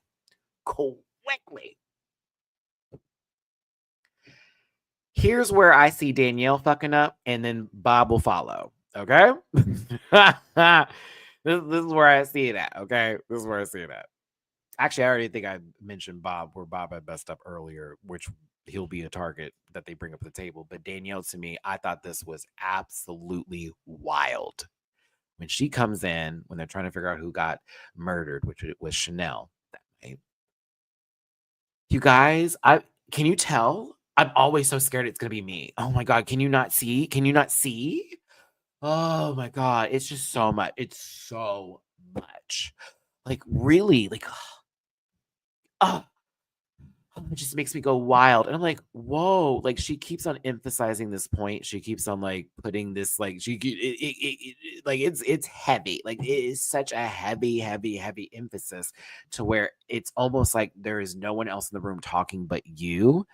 And I'm looking at Boston Rob like, yeah, this bitch is talking too much. Forgive me, Danielle. I'll be your bitch. I love you, sister. But it's like,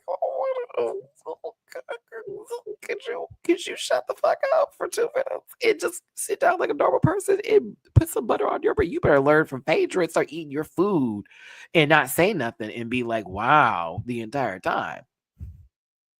We get back up in here. Alan Cumming throws another photo of Chanel Aeon. When he said that joke, and now Chanel can do bye-bye, go back to Dubai, but she could do bye-bye. I was like, oh my God. Oh my God. This is too much. Let this man go on somewhere. Go on somewhere, Nessa. Go on somewhere. Oh yeah. Okay. That was the thing. There we go, Mickey. That was the part that was the mess up. That was the part that was the mess up. Thank you.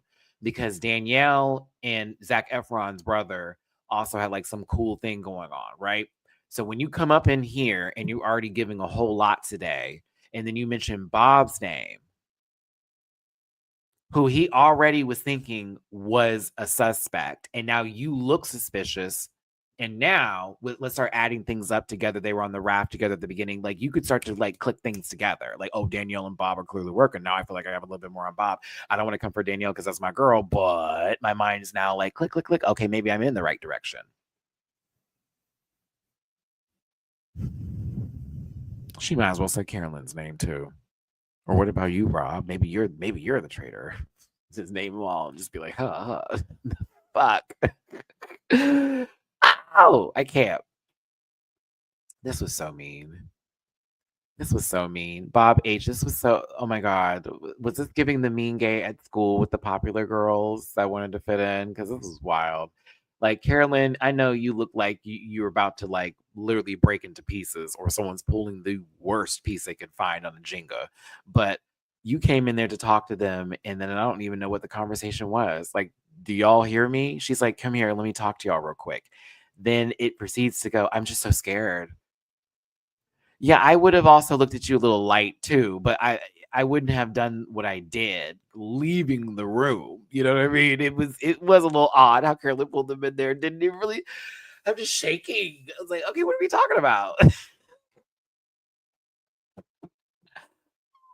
I just don't know. Like, I don't want to have a conversation with you. Mind you, Bob was just looking for somewhere to sit just so he could listen, high key. Then Jeremy comes in the room and pulls Carolyn because they've worked together on Survivor before. As they're walking out the room, the mean girls, she's so confused. She's batshit. Oh my God. Like, what the fuck? And Carolyn can hear them. And I was like, oh no. I like you, Carolyn. I'm sorry. Oh, I'm sorry, Carolyn. I'm so sorry. I hate that for her. I love her so much. She deserves the world. I don't know why. I was like, oh, protect her. But Jeremy got her back, and of course, you know, they want to work together. Jeremy does seem like he's very much a very real faithful and not trying to be deceitful in this game. I also think it's weird that Tom Sandoval keeps bringing his name up. Like, where are we going with this? Robin in some jeans that don't fit her well is sitting there talking to Wes about gameplay. And of course, bringing up the fact that, folks keep on mentioning names and who was acting kind of funny. Tony gets dropped into this piece. And in reality, this is now going to be the game of telephone.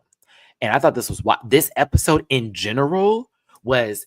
They said your name. Oh, they said your name. Oh, they said your name. It started here with Robin and Wes having this conversation about Tony possibly being a target. Wes takes us back to Tony.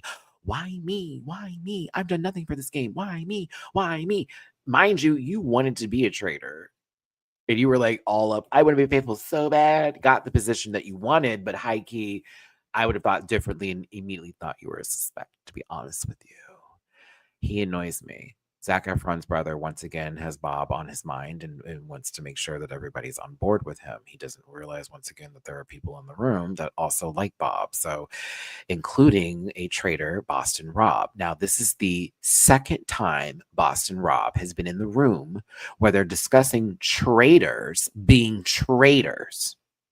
And he, instead of being the person to go, I'm going to let one of them fall so I can still be not looked at, he goes, I'm going to give them some help. I'm still shocked.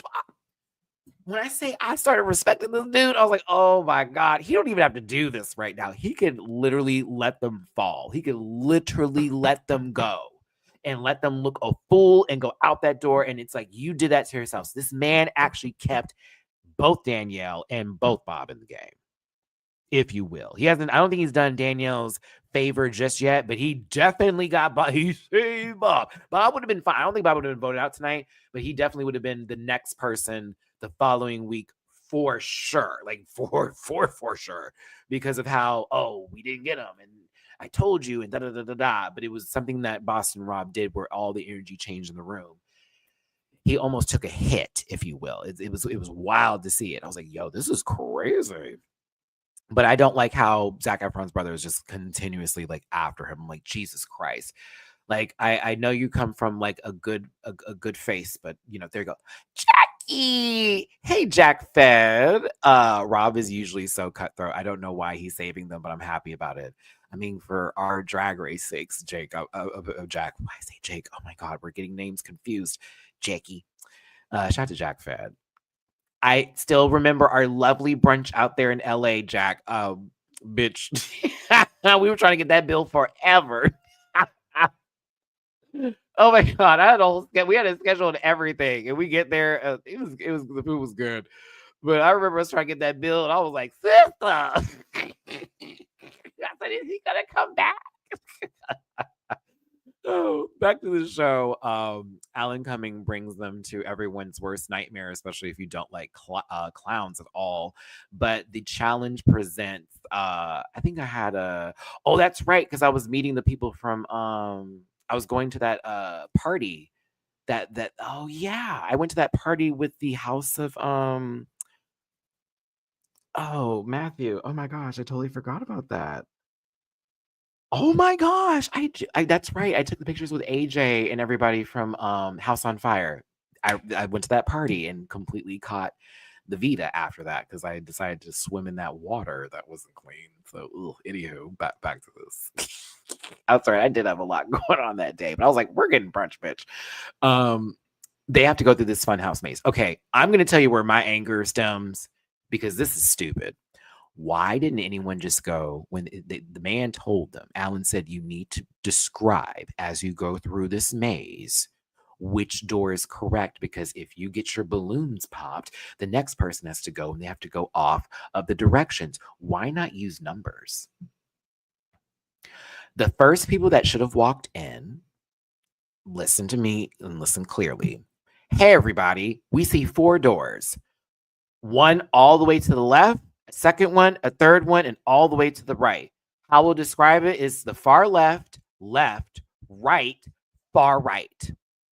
That's it. 1, 2, 3, 4, or far left, right, far right. I could not believe the stupidity here. We have a blue triangle. We've got a red triangle. Oh, this one's got pretty dots. You dumb motherfuckers. I was like, oh, there we go. You don't deserve $1. None of you. None of you knuckleheads. And you know how this all started? And you know who we need to blame for this? Bob H. I'm so sick of Tony not going first. Tony's an idiot.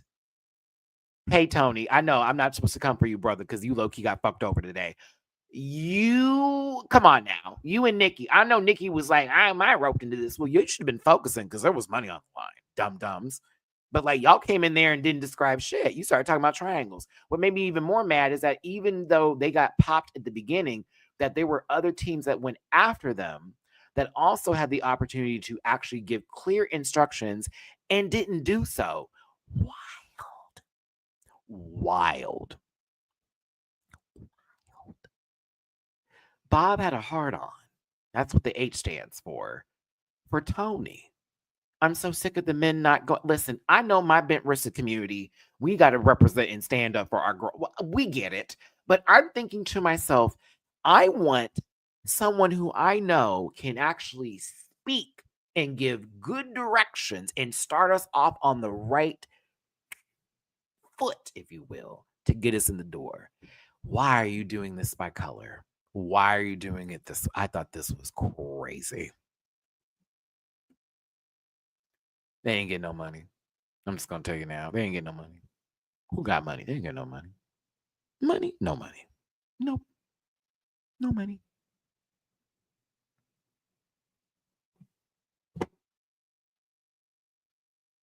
There were shields on the line too. Getting to the last part of that maze, there were shields on the line. 2 people that got shields. No money. No shields.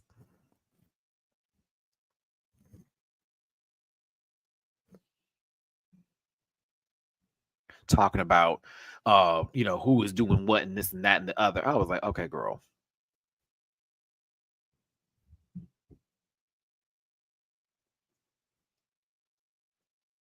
No, they had the same doors. They weren't changing them. What I'm referring to, Michaela, is when they go through the door, okay, they can be like, oh, we're going to the one all the way to the left first. They open it, it didn't work, right? So they know they have to go in. So don't go all the way to the one to the left. Now you have left, right, far right. They could have done that. Now we're doing this door specifically. They get to go through. They're still being able to give directions when they go through to the other walls. They don't just give one direction at that first place. So again, they could have been like, first one was that door, repeat the step. We're at the second wall now. We're going through this one. They just said that they were able to give instructions. They just said they were able to do the full-on description as they got there. What are we talking about? You'll be hearing what their descriptions are by going through this. What do you see? So they can't say left, right, this, and the other.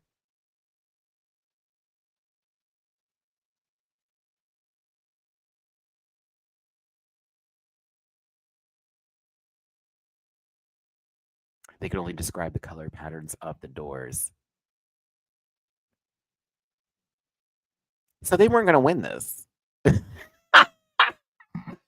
So they weren't going to win it. If we can't do left, right, front, and center and do door 1, 2, 3, 4, how are we going to win this? That doesn't make any sense. Yeah, never mind then for real, Bacon Sylvian. I'm over here like, how would you win that? You would be very clear instructions. Did you see the doors? They had literally the same colors. What are we talking about?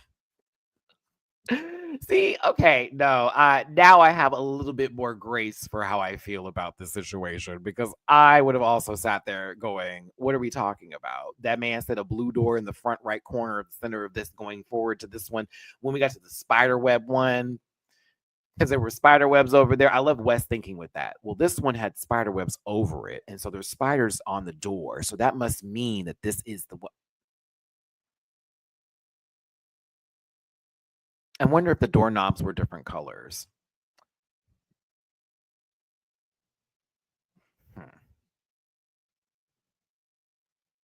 Challenges always feel like an afterthought, so I feel like they were making it more complicated for screen time.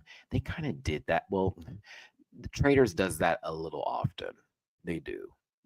They do. I mean, we've seen it with Drag Race. Pull the lever, Crunk. I said they had 2 saves and Hermona got the first on episode 2. It's gonna be a season. Connected to what? I said, come on for those D batteries in there. It's Wi-Fi. It's a Bluetooth signal. Oh, God bless Michelle. She's gonna have some buns in that water, I'm gonna tell you. Now, Jeremy brings up Danielle and says, I don't trust her. Mind you, he's in the car with Bob. Okay, again, this is wild. How this is about to happen. Oh my God, this is gonna be so crazy. Y'all don't hear me. This was one of my favorite sequences to happen with this show. Jeremy talking about Danielle in the car and Bob being like, oh no, that's my girl. I got to go tell her. Goes immediately to Danielle. Now, Bob, I don't know why you said traitor to traitor out loud like that, but thankfully nobody was in the room. But I'm wild to be out loud. Okay, let me tell you something. Villain to villain, traitor to traitor. If I had been stepped in that door and heard Ellen at the end of that sentence, I would have known immediately what's going on. Like I'd have stopped like, oh. Like at the door and been like, back up a little bit. Let me listen to the conversation.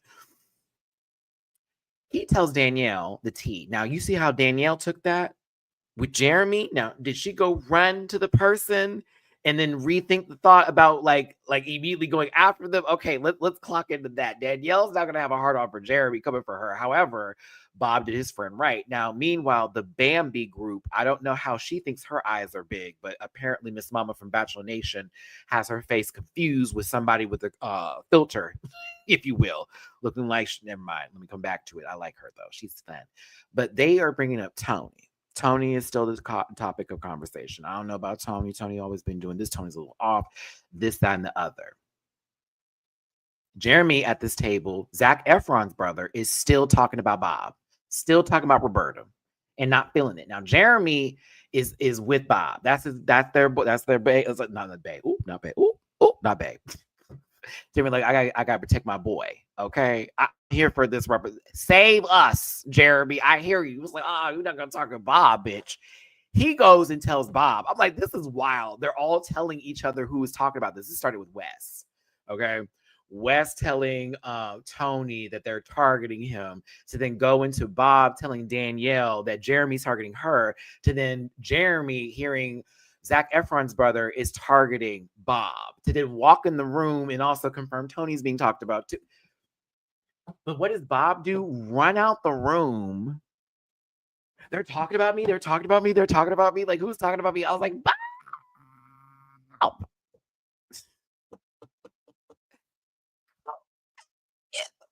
Jeremy, what are you doing? Jeremy's like, whoa. I did not mean, I should have waited till tomorrow. However, Jeremy, you did the right thing because you gave Bob time to think. That is the best part about that. That's why when some people are like, I'm mad at Bob's game.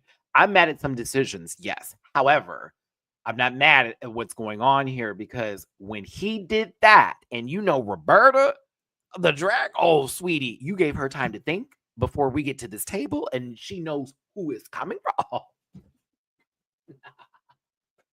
Maniacal. Very, very well. Now, Tony didn't take the same memo when Wes gave him the tea that they're going to be targeting him, because Tony could have also had built his case up way better. Didn't do that as much. Another thing too, Robin returns favors. Did you know that? Because this little smirky bastard, please forgive me for saying this. I don't know you, sir. God bless you. I'm so sorry. I just can't take this shit smirk. I can't do it. In the way you present this argument, like you thought you really ate this up. Oh, honey, you were correct, but you didn't present it in a way I was like, well, girl, yeah, I agree with this. You gave such a light answer. I have super chats. I'm so sorry. Peace to Mateo. Thank you, baby. You aren't wrong for disliking Derek. Well, yeah. Chris, hey friend. Thank you for the super sticker. Appreciate you, baby. I'm like just all on the camera. Microphone? 8 Sage. Thank you for the super chat. I'm also mad that Bob told Danielle that people were talking about her right away when others didn't.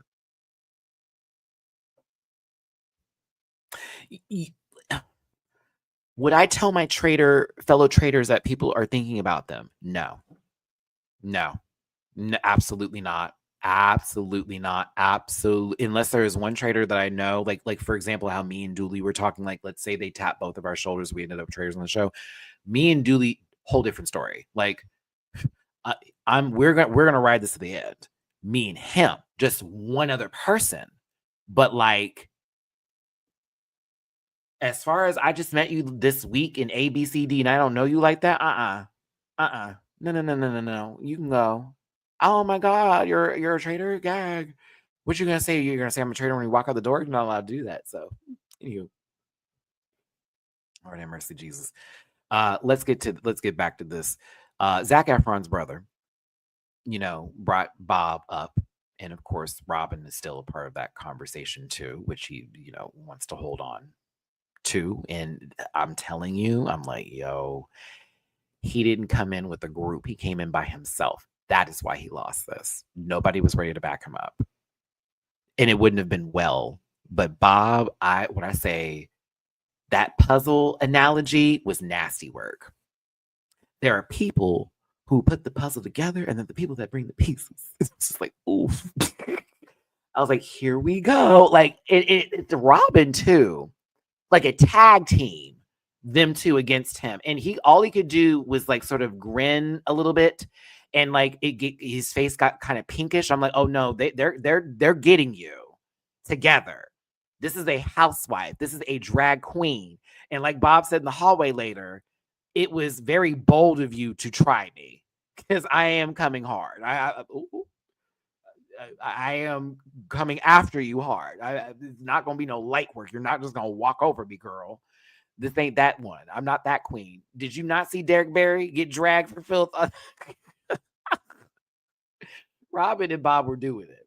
And so while Zac Efron's brother, correct, he's on the right path. He has to back up until he gets more people on his side to like follow through with this argument, because it's different when it's just one person and you're trying to make your case. But it's like if multiple people were saying Bob, I don't think this would have gone the same way, truthfully. The Robin bit too, even Robin eating up, like you mentioned my name, yet you're the person who was sitting there talking about Bob is the traitor with Aeon, and then Aeon's the one that went home. While you just sat there and had a whole conversation about, I think it's going to be this person, yet the person who is not here anymore that you had trust in apparently is gone while you were over here trying to throw something up. I said, okay, all right. Like, you also giving suspicion too. I was like, yo, this is wild. And it is true because it was the whole fact that, yeah, Aeon's a part of the conversation, but she can't be here to back that up since basically, I was like, oh my God, this is crazy. But I loved it. Loved it. Shoot it up. Shoot it up. Shoot it up. Shoot it up. So he needed to back down. Now, when his arguments weren't working over here, and he tried his best, and Bob gave him misguided. Okay, that misguided read was nasty. We have the Bambi girls that still have the Tony vote, and they want to make sure everybody remembers that vote. Tony, if you only knew. I mean, you know now from watching the show, but man, you don't even know what was coming your way. Like, you were ready for the girls. You were ready for them. And they were still giving you the work, but you had somewhat of a case, especially with Bob, because you brought Bob into the equation. And Bob was like, well, I've never trusted you from the beginning. When was it, Bob? I haven't trusted you for the entire game. When have you not trusted me, Bob? I don't trust you now. And Bob kind of ate you up here. And, that's when Zac Efron's brother brought Bob back up, and we got that nasty analogy that was really good with the full bit, like Miss what was it? Miss not mismanaged, but misguided. That's your drag name, misguided. I mean, had the table calculated. It was like, yep, I'm afraid the girls are not going to vote for Bob. Meanwhile, Carolyn's making these faces. Do you know that every round table, this is her face? She be making the wildest faces when people say stuff like Like her eyes move, the eyebrows are going in different directions, bitch. It's like fucking, I don't know, like an etch a sketch just being shaken and thrown into different places. Mama is driving me nuts. I love her, but I mean, like, she stresses me out just watching her. But I'm also thinking, can you imagine being there just with nerves like that? Oh, that would drive me, all that arguing back and forth, and that's not your tea. Ooh, that would be giving me the business. Um, anywho, it was at this moment I knew Tony's you know, dismissal was gonna take place, because Boston Rob pulled a nasty one. After Bob gave Zac Efron's brother the business one more time, in one of the best moves ever made, in my personal opinion, as a reality television watcher, and a very early move at that, and a move that has multiple definitions and can go in multiple ways of thinking because it sets so much up. He admits that he gave his shield to Tony, and then says, Tony, you never came up to me and thanked me after that.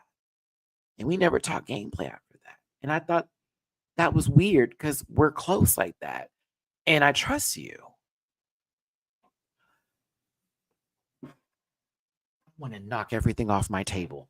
What? If you see my reaction on Patreon, thank you for those on my Patreon. I was flabbergasted. I was gagged. Like gagged. Here's what that did. I need to set the stage so you understand how so good this is, because it's multiple definitions. Here's one definition. One definition is that Tony is unfaithful, and he's definitely the traitor, and that, you know, him getting the shield is perfect for him because he didn't want to get eliminated anyways, and them thinking he's a traitor. So why would he do that? Okay, that's one way of looking at this. Number two, check this out. Let's say Tony is still unfaithful and we don't trust him. How come the other two haven't mentioned who they've given their shields to?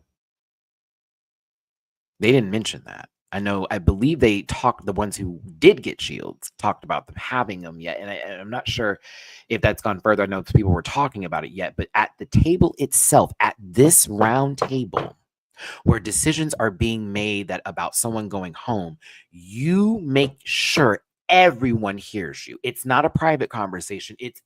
Now you're all in it. And I trusted this guy. And I don't know if I can trust him anymore. And he did it without any vocal inflections. He did it without shaking a bit. His body language was nasty. And it was amazing for me to watch. I thought Boston Rob, I said, yo, I'm going to love this season. I did feel bad for Tony too. I felt bad for him because he got worked. He got worked, girl. Like, Ivor had votes as well, because even though Bob's gone back and forth over A, B, C, D, E, F, G, Bob's vote keeps going to Ivor, which I don't know if Ivor's going to like clock in on, but there it is. We had the votes for Tony, of course, you know, this, that, and the other. There were a couple of throwaway votes, like Jeremy threw away a vote for Tom Sandoval, but why? What? Like, okay, that makes you look suspicious. No shade, Jeremy. Please clock in. But Tony, when they said the remaining votes and it was damn near unanimous, Boston Rob, at the end of the day, cleared.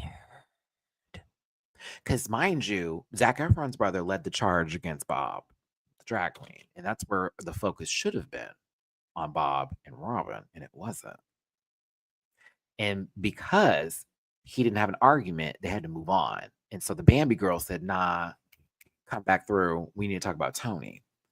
The thing is, Zac Efron's brother tried to bring Bob back into the equation. We're getting away from the topic. And Bob cleared. Again, you're not ready. You need to sit the fuck back. So what does Boston Rob do?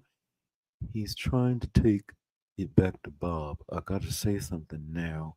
And I already thought about doing this, but I wanted to wait till later. And I bet you money, Rob, I know you wanted to wait to hold that. I know you did. I know you wanted to wait to hold that. I know you did. I know you were gonna walk Tony a couple of episodes. I know you were. He was gonna walk Tony. Tony didn't even know it. He was gonna walk him a few episodes. Oh yeah, bitch, that was gonna be his easy out. The girls don't like him. I'm reading the room. I'm gonna wait for it. We're gonna do other people first. I'm gonna use him 2 weeks from now. We're gonna be out the door with him. What? I know, gag. Oh, I know it, Rob. I know it. And you had to do it early because you decided. I'm not trying to break this group up right now. I think we can make something happen with these traders. They're gonna have to like clock in though, because we just got here. It's his first day working. I feel for Carolyn, Danielle, and Bob going forward with Rob. I don't think they're safe. Not with Rob. Like at any point, because he sees that they're not doing a good job at all. That man, that man, if he don't get power in that room, they need to be concerned. But when he called this motherfucker, he could say, "You scumbag. You betrayed me." The way he talked to Tony before he walked, I was not talking. I'm sorry, Boston Rob before he walked out. It felt personal. And that's what made this even better is that how Rob did what he did with the whole speech, with everyone getting behind him to vote, for him to then say, "You betrayed me," like that, to then Rob now having to explain the situation to people to be like, "That's the only reason I would have thought that, because why would you play me like that?" Like stone face. I would be scared. I'd be like, "Oh no, bitch. We didn't shake his hand for a reason. He got to go. We're going to have to be smart, but he got to go." Now, of course, Zac Efron's brother and Bob come to it. It's okay. Don't worry about it. This is the game. Unlike how people online are doing this. You feel me? It was playful. Like, I'm shocked you came for me, but I got to respect it because, that's tough to come up. Da, da, da, da. He still feels that Bob may be the traitor, but again, he has got to step back for a second and get some more ammunition before he can come at Bob again. And Bob is going to need to get him out first, or need to start to change the narrative, if you will, and flip it and flip around it, if you will, all of that. So I thought that was really interesting, really interesting to watch. But we'll see what happens here. I just don't like Zac Efron. Derek is not stupid. I think Derek knows that Rob is a traitor, but I also think that he has eyes on Danielle too, who he's supposed to be working with. And I think if they give him time to cook, he will be a problem. They need to get rid of him very soon. He's not dumb. I was receiving some of the stuff he was saying when he was sitting down with them. I'm like, they're gonna have to start touching people. Like, there's a couple of folks there are just letting sit there for way too long and think way too much about what's going on, to where they are going to present arguments that are going to be undeniable. You're going to have to do that. Bob has to get Dylan's allies out of there. He does, but also needs to make sure that the people that trust in him do not lose faith by consistently moving around the room, being frantic, and when someone comes for him, like completely acting out of character. So it's moments like that where I'm just like, what the tuck? My apologies, Peace and Mateo. Let me get to that super chat. And thank y'all for tuning in. We're about to wrap this up right now. Do me a favor, hit that like button, share, and subscribe. Become part of this Rant Pack family. If you want to drop, not, I can't even do it again. But if you want to drop me a tippy poo in my jar, maybe buy me a pizza tonight. What diet? Bitch, I've been working out. I want all the carbs. PayPal.me/MattyRants, Cash Up $Rants, and Venmo MattyRants. But make sure you hit that thumbs up button and get in the comment section afterwards so we can talk about this episode. There's a twist. They did this last season with the goblet, if you will, but I think they also did this with something else. I can't remember. But they've done a twist like this before. The traders have to decide on 4 people, or is it 3? 3 or 4? One of those numbers that go into these coffins, okay? And these coffins are going to set them up basically for the elimination already to go. Mind you, the traders are going to make the decision, and so they're thinking, we can put a traitor in one of the coffins because we know we're not going to get rid of them. Or we just put the people that we just think it would be easy and it's not going to make a target for us, right? The plain in sight murders are okay. It's also like, now we have to like really act, if you will, because it's in front of everybody. And then you're going to look around like, okay, girl, what is this? So the thing that was weird in this scene, I guess, was they have to go in this bookcase. They're the only ones that know about it. It's 3 coffins. Why didn't they just go to this picture? What is wrong with me? It's 3 people that they have to choose. They have to go into this bookcase, a little hidden bookcase room, and have this conversation. Fucking Bob is so loud. That voice was real. I was like, I wanted him to be quiet. Like, you don't whisper, girl, whisper. Danielle, while she's like, you're talking so loud, her whisper is damn near like a good conversation with your Judy across a call center. They're both fucking loud. Boston Rob's the only one quiet. Carolyn is walking around the manor looking for them, looking crazy. And everybody else is out there like, it feels like it's getting smaller. It feels like it's getting smaller. Just say that there are people missing that you realize are missing, because that's what it's giving for me. They're trying to make a decision. It's taking way too long. They've been gone for way too long. This should have been such a quick move.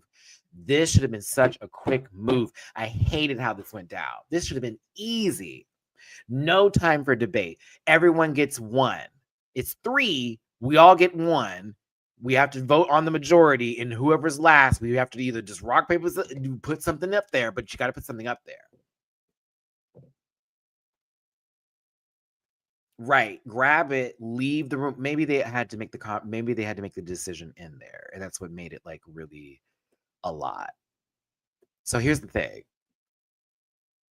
I don't know if this was the edit or if this is really about to be what goes down next episode, but we see Carolyn and Danielle leave the hidden bookshelf, and Miss Mama from Bachelor Nation was walking in the room, and it looked like she heard that somebody was talking, but she didn't know where, and she was confused, so she kept on backing up and going in and backing up. And I'm like, did this happen before they left or after? So I don't know. I think they flipped with the edit a little bit, and maybe she didn't hear or possibly saw something that made her think something was off, but I don't know. Maybe she saw them coming out the bookshelf. It'll be wild to find out Thursday.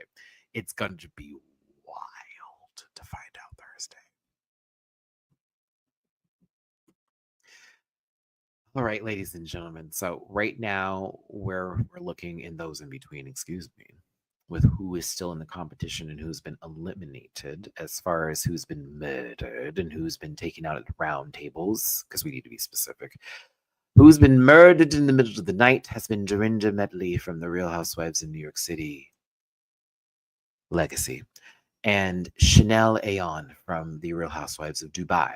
Who has been taken out at the round table has been Wells from Bachelor Nation and Tony from Survivor.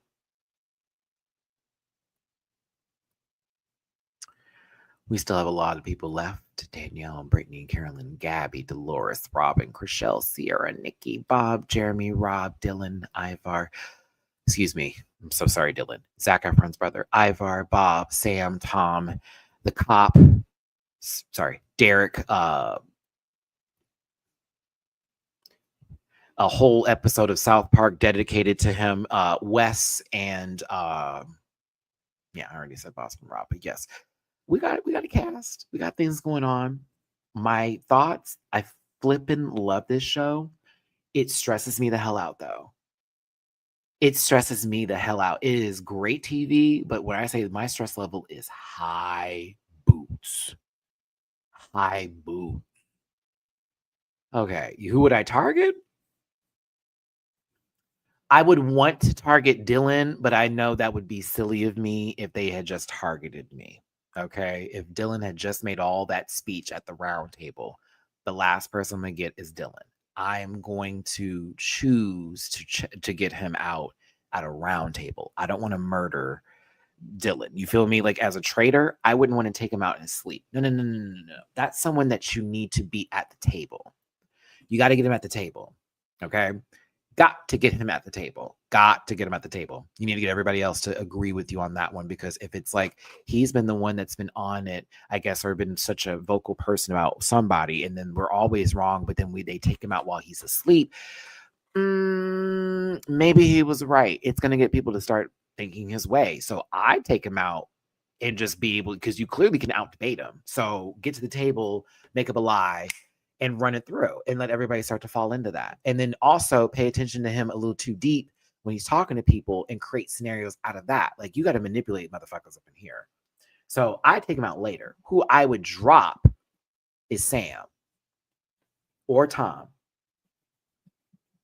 I take out Tom to place the target on Chriselle or Gabby or Nikki. They have all three. We can't stand him. Da, da, da, da, da, da, da, all about that kind of stuff. I would put my money on Sam. I send Ivar home because I don't care about him being there. If I'm going to be honest with you, they always have somebody who's a royal or somebody who's a part of some sort of situation that comes up in there. Someone that used to work in Gringotts. I don't know. And then it's like, okay, what are we doing up in here this Sunday? Like, boo, Ivar. Jeremy can stay. If Jeremy wins as a faithful, I'll be happy. Bob needs to chill the fuck out. Bob H. He can win. Sierra, I mean, you're doing exactly what you do on Summer House. So here we are. They barely have you in confessionals. They barely show you these last three. No shade. They barely show you, girl. So I don't know if you're about to be taken out in your sweep or whatever the case may be. Maybe you'll be one of those characters that comes around at the end. You may be in game. It's possible. Right now, I'm like, ooh, huh. I'm not taking out Robin. Robin is an excellent shield right now. She can argue at the table. She could argue at that table. Is she trust? Oh, yeah. Keep her around. Keep her around. Dolores. I'm keeping Dolores around. They've already taken out too many housewives. I'm leaving them alone for quite some time. 2 housewives are already gone. I'm not touching a housewife for a good minute. None of them. Not touching one of them. Not, nope. Mm-mm. Those were the 2. We're out. We're done. Brittany, as much as I like Brittany, I would take her out in her sleep. I wouldn't let Brittany get a chance to think, because Brittany can be dangerous when she's thinking. Brittany can become very dangerous when she's thinking and decisions are made. She also sometimes reacts like emotionally, if you will. And we saw that with the reindeer games and all that in the backstabbing. To me, I would want to take her out before she could actually start to like emphasize points at the table. I'm like, no. We don't need you to be talking. But yeah, I think that's where I would be. That's where I would be. Who is the what? The invite. Is that what the words you were meant to say? Mm-hmm.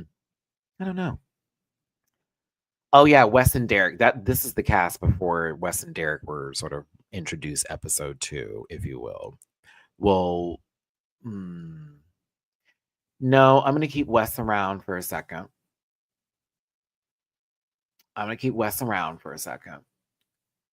can use Wes because Wes is gonna be easy for people to turn on later. Like Wes I can give him three more like round tables because I need to build up a case with him. Like, he is already untrustworthy, but I need to catch him talking to people. I need to see who he's speaking to. The fact that, like, if I saw him talking to Tony, I would feel more comfortable going after Wes. I would also try to get him in his sleep, if anything. But like, I almost want to have him at a round table.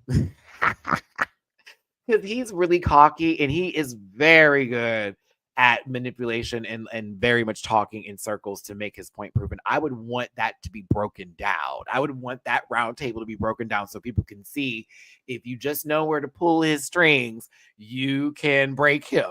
Like, I would want that to be a TV moment. So in my mind, I'm like, for television, I want to get him at a round table and prove he cannot out talk anybody. I will prove I am the one. Derek, I would probably get in his sleep.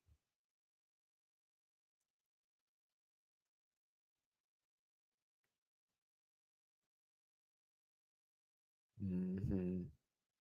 That's the thing, Mickey. We'd have to get the numbers. And so that way, even if Wes had an argument, everyone would still have to stand fast at the numbers that I would know. And that's the gag. Because just like with House of Villains, he don't have the numbers. I'm telling you, he don't got them. He don't got them. He don't got them, girl. He don't got them. He don't got them. They fear him more than they like him. I will use that. Like, very easy. Ivar would be a great target.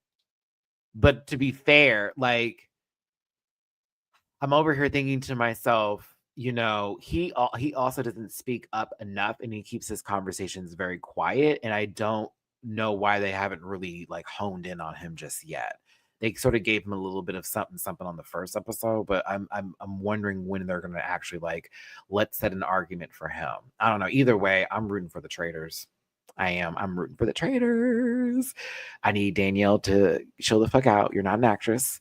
I need Bob to also chill out. Not as much as Danielle sometimes for me, but there are times where I'm like, oh my God, Bob, stop, stop, stop, stop, stop. But they can handle themselves at the round table. I haven't seen Danielle have to make her point just yet. So I'm less concerned about Bob than I am for her, because I'm not sure how she's going to do when it comes to her getting clocked at the table just yet. Bob handled himself very well, and he also had backup. So let's see what happens with her. Carolyn, I want to protect, but I also it would be very easy for me to throw her. Look at how she's acting. Oh man, I would take the paranoia of the people who are a little over popular and make them like vote with me. Like, isn't she making you uncomfortable? Oh my God, the reunion would be a mess for me. I mean, people would be calling me out left and right. I'd be calling out my name and everything, bitch, because I would be gaslight the fuck out these hoes. I would love to be on the show. If you're a traitor, you have got, that's the name of the game. You got to be deceitful. I'm like, oh, I get to play this character. Yes. There will be apologies later. But for right now, I'm going to tug at your heartstrings and use you, bitch. I'm trying to get this money. I'm going to make you feel the worst person you've ever felt. There is money. It's a TV show. Like, I want to have fun. And that's what I think people are missing the point of right now with their takes and how they're attacking Bob, I guess, over the show and decisions being made. And they're saying Danielle's a terrible game player. Like, y'all, we're on episode fucking 3. Please let things play out. They may even get eliminated and we have a new traitor coming in, and you may have a new problem with somebody else. So, like, I just wish we could have fun with these shows. I mean, we can all be frustrated with decisions. And we have talked about it in the live chat. Y'all been very clear, like, girl, what the fuck was that? Yeah, we could be there. But I'm seeing some wild takes being made. I am seeing some very personal arguments going down. Like, it's weird. And I don't think that you should be utilizing, I guess, this moment, because Bob's not, I guess, not liked on the show, to get your bullshit out. You know, I guess against him, because it's kind of odd. You know, it's a little odd for me. I don't know. Hold on. I got super chats. Oh my God, I forgot about these. Didn't I? You literally were asking about this piece of Mateo and I just kept talking. My bad. I'm sorry, babe. Piece of Mateo, I'm going to clock Tony being mad, not because of the vote, but I feel these CBS folk pre-gamed before the show who got calls and expected Rob to hold him. I do not disagree with this. I don't disagree with that. I also feel that they've hung out outside the show in general for other events. So just like with the challenge and the veterans, it. Hey, Cupcake. Excuse me. Hey, Marshmallow. There we go. Marshmallow, not Cupcake. What the fuck? Thank you, Mickey, for the super chat. I also love Marshmallow. And I loved her storyline on the Bob's Burgers episode. That was a great one with them for the talent show, and their parents came to see them. Oh. Before I go, I just want to say thanks for the fun time. You also inspired me to get my 2 kitties. Hey, best decision ever. Love you. Love you too. I hope they're not driving you crazy. And if they are, then you got the right cats. that's actually a very true statement. If your cats are driving you nuts, you did get the right cat. You did. It's not broken. You're not a bad pet parent. You got the right animal. That's exactly what you signed up for. Okay.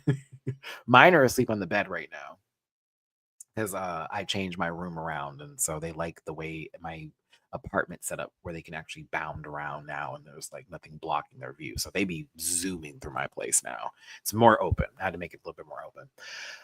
All right, everybody, those are my thoughts on the Traitors, season 3, episodes 1-3. Now, I will be talking about the episode 4. I hate how I said that. I will be talking about episode 4 with a recap review next Monday as well. But after that Friday, I'll be talking about episode 5. So this week's episode that's coming out Thursday, reaction will be posted to my Patreon, but the review will also be Monday like it is today. But the same week, when we get to Friday, because Canada's Drag Race will be off by then, this will be taking over the Friday spot. So Friday late afternoons, we'll be talking about Traitors the following day, and then so forth. Like with season 17, we talk about that on Saturdays, panel on Sunday. We'll be having a Friday through Sunday schedule for the channel from now on, and then we'll go into the memberships, which will be Wednesdays. That'll come up like the next 2 weeks. So yes, but as of today, for me right now, I am going to go take the next 2 days off. I have a lot of errands to run, things to do, bills to pay. Okay, I just got an alert right now for something I need to pay. And get myself into a good headspace. I'm fine, everybody, but I did lose my uncle recently, and there's a funeral coming up, and I want to be there for my family. They need to reach out to me, and even if I can't make it to the funeral, I'm trying to figure out something. But also we lost Viv recently. It's just been a weird week in general for the last couple of days going in, and the whole situation. So I'm good, but I've buried myself in video games and binge watching a lot of stuff, and it's been kind of helpful. As a matter of fact, I did watch. Oh my God, I'm so glad I thought about this. I did binge something the other day, and it was 8 episodes, and I don't know why it's not coming to me. What was it on, Matthew? Was it on Peacock? It was on Peacock. Because I was trying to get my mind off of stuff. Was it good? Was it good? I'm like, I can't even remember what it was. I saw something that was new, and I'm really mad I can't think of the name of it. I guess I'll have to go through my search history and see. Actually, let me do this right now. Like, I don't have my phone in front of me. Do I need to log in? I'm not going to be happy if I have to log in. Oh, bitch, I can do it on the computer because I was just on the computer looking at this. I hate typing out cock. Oh my God, so gross. Yeah. Okay. Thank y'all. I appreciate it. It's, yeah, or, it's just, it's a lot. A little bit of a lot. Continue. Sorry for the typing, trying to get in. Because it's on my mind. It's going to drive me nuts if I can't figure it out. What's the show I was watching, Matt? Not Superstore. I love Superstore. Not that. It's a series. It couldn't have been good. It couldn't have been. I don't even remember it. It must have been terrible. I must have really hated myself the other day. I can't even think of the show. I was watching something that was wild. And I decided just to sit down and go through it. And I was just like, what is this? Dang, that really sucks. No, not American Horror Story. I watched that. It was definitely on Peacock, though. And I couldn't go to, oh yeah, I remember now, because I couldn't go to sleep until I finished it. And I was really mad when they made me sit through the commercials. And I was just like, what the hell? Why doesn't it come up in my history, though? Oh, man. Watch it be a dating show. Oh, no. Come on, Matt. I can find it. I can. I know I can. No. Nosferatu. Wait.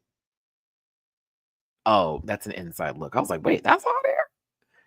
Not Twisted Metal. I saw something. I'm like trying to scroll through everything right now.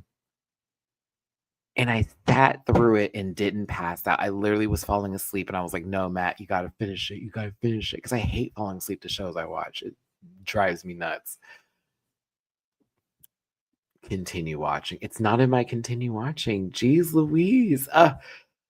Y'all, I'll figure it out. I have to. I can't. House of Villain, no, because I finished that. St. Dennis is a good show. I like it. The guessing in the chat. I know, it's funny, but I'm like, I can't think of it. Oh no. I'll figure it out. It was something. It may not have been good. I do want to see it. I do want to see it. Bleeker and me have like similar movie tastes, and they know I like very artistic takes and very those kind of movies. But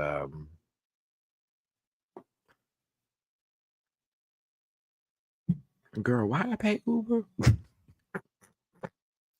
What did I just pay Uber for?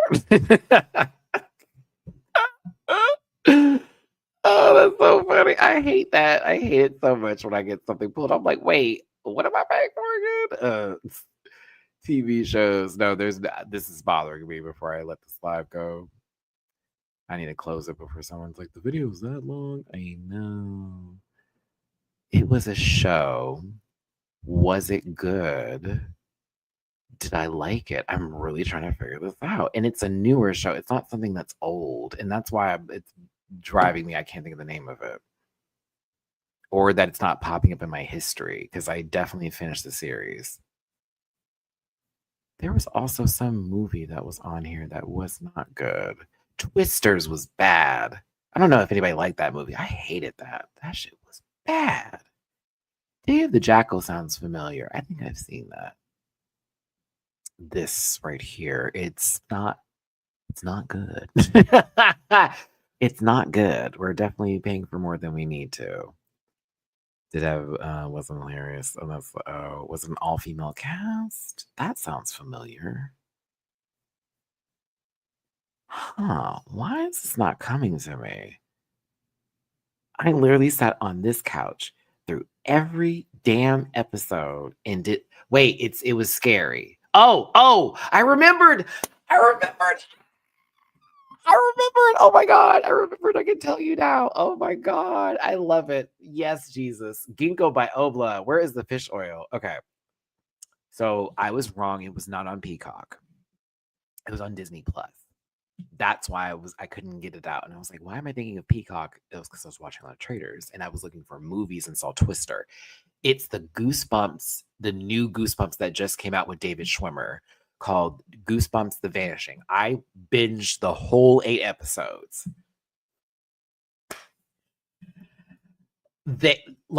There is an entire episode where Charlie XCX is the actual soundtrack for the episode, and Taylor Swift has one episode, and then Playboy Cardi for another. But David fucking Schwimmer is in the show, and they combine together Don't Go in the Basement, Monster Blood, The Haunted Car, and Another Story together.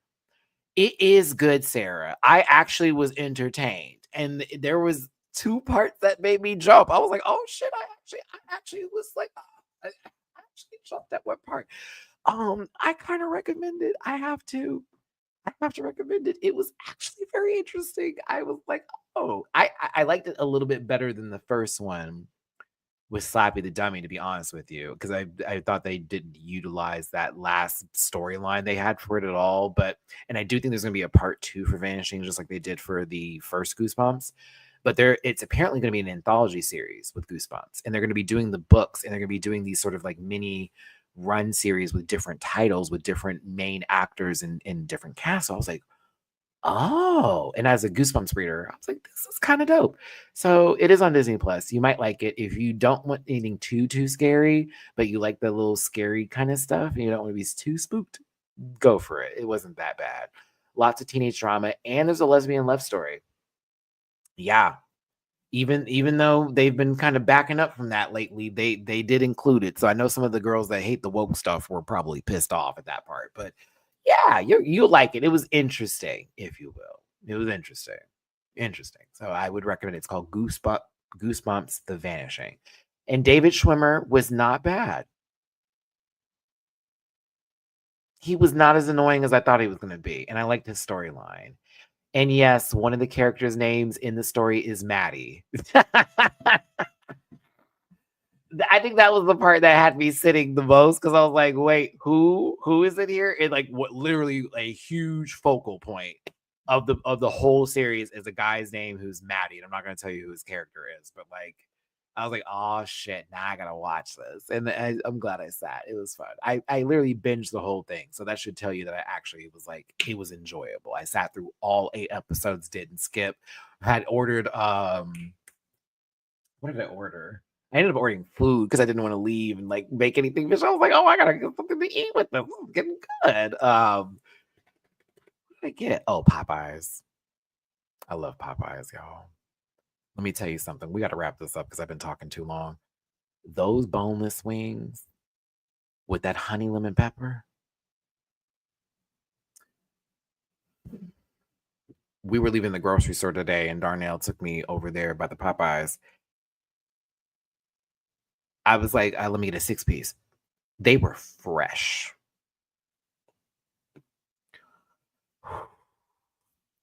I remember the last time I had those from Popeyes, it tasted they were a little like over fried and my stomach was hurting. No, bitch. I low-key am tempted to order them from Uber Eats and not cook any of the food I got today because I don't want to. You saw how clean my kitchen was, bitch. I was like, I do not want to have this kitchen dirty again. I just cleaned it all 2 hours last night, just scrubbing the countertops. I am this close to ordering again, DW. It was so fresh. That honey lemon pepper, I highly recommend it. Wow, it's so good. It's so good. And the bone ends are spicy. I'm kind of interested in that, but like the boneless was, woo. I was like, woo. So if you're in the mood for some chicken, you're like, maybe I'll go to Popeyes today. I would try those wings. The wings were actually decent. I enjoyed them. I need to try the other sauces, but mine were fresh. And he gave me that bag, damn near burned my leg. I was like, oh, bitch, we are going to be fed. The problem is there was only 6 of them, DW, and I ate them in the record of 5 minutes. Yelp, yelp, yelp, yelp, yelp. I was like, no, they're gone. It's good protein. No potatoes, right? No starch. So I was like, it's fried. Me trying to make this make sense. Anywho. All right. Okay. I'm done. I promise I'm done. Thank you for tuning into my Traitors review. They won't be this long. I felt like talking today. I normally don't go live on Mondays here. So hearts to you. If you enjoyed the video, once again, make sure you hit that like button, share, and subscribe. Become a part of this Rant Pack family. If you did want to drop a tippy poo in my jar, maybe you want to drop me some wings. Wingstop, Popeyes, whatever the case you want to do. PayPal at me for session rants, catch up on some rants, and Venmo rants. Thank you everybody for the super chats today. I appreciate the super stickers and super chats and bringing your takes to the show. The Rant Pack paddle will be coming soon. Again, make sure you hit that comment section and hit the like button, and I will see you Thursday for the rant report. Because by then, Beyonce will have made an announcement, and I will have something to talk about by then. So I'll see you for the rant report on Thursday. Friday for Canada's Drag Race finale is Friday. Saturday is season 17, and Sunday is Japano. I can see through my analytics, y'all have been really coming through, and I thank you for tuning in and enjoying the show. I love this more than anything else in the world. I will see you for the next one. Put up that sticker. There we go. I look pretty there. I know. Bad. Get it if you want to. Listen. Yeah. Yes, Lord.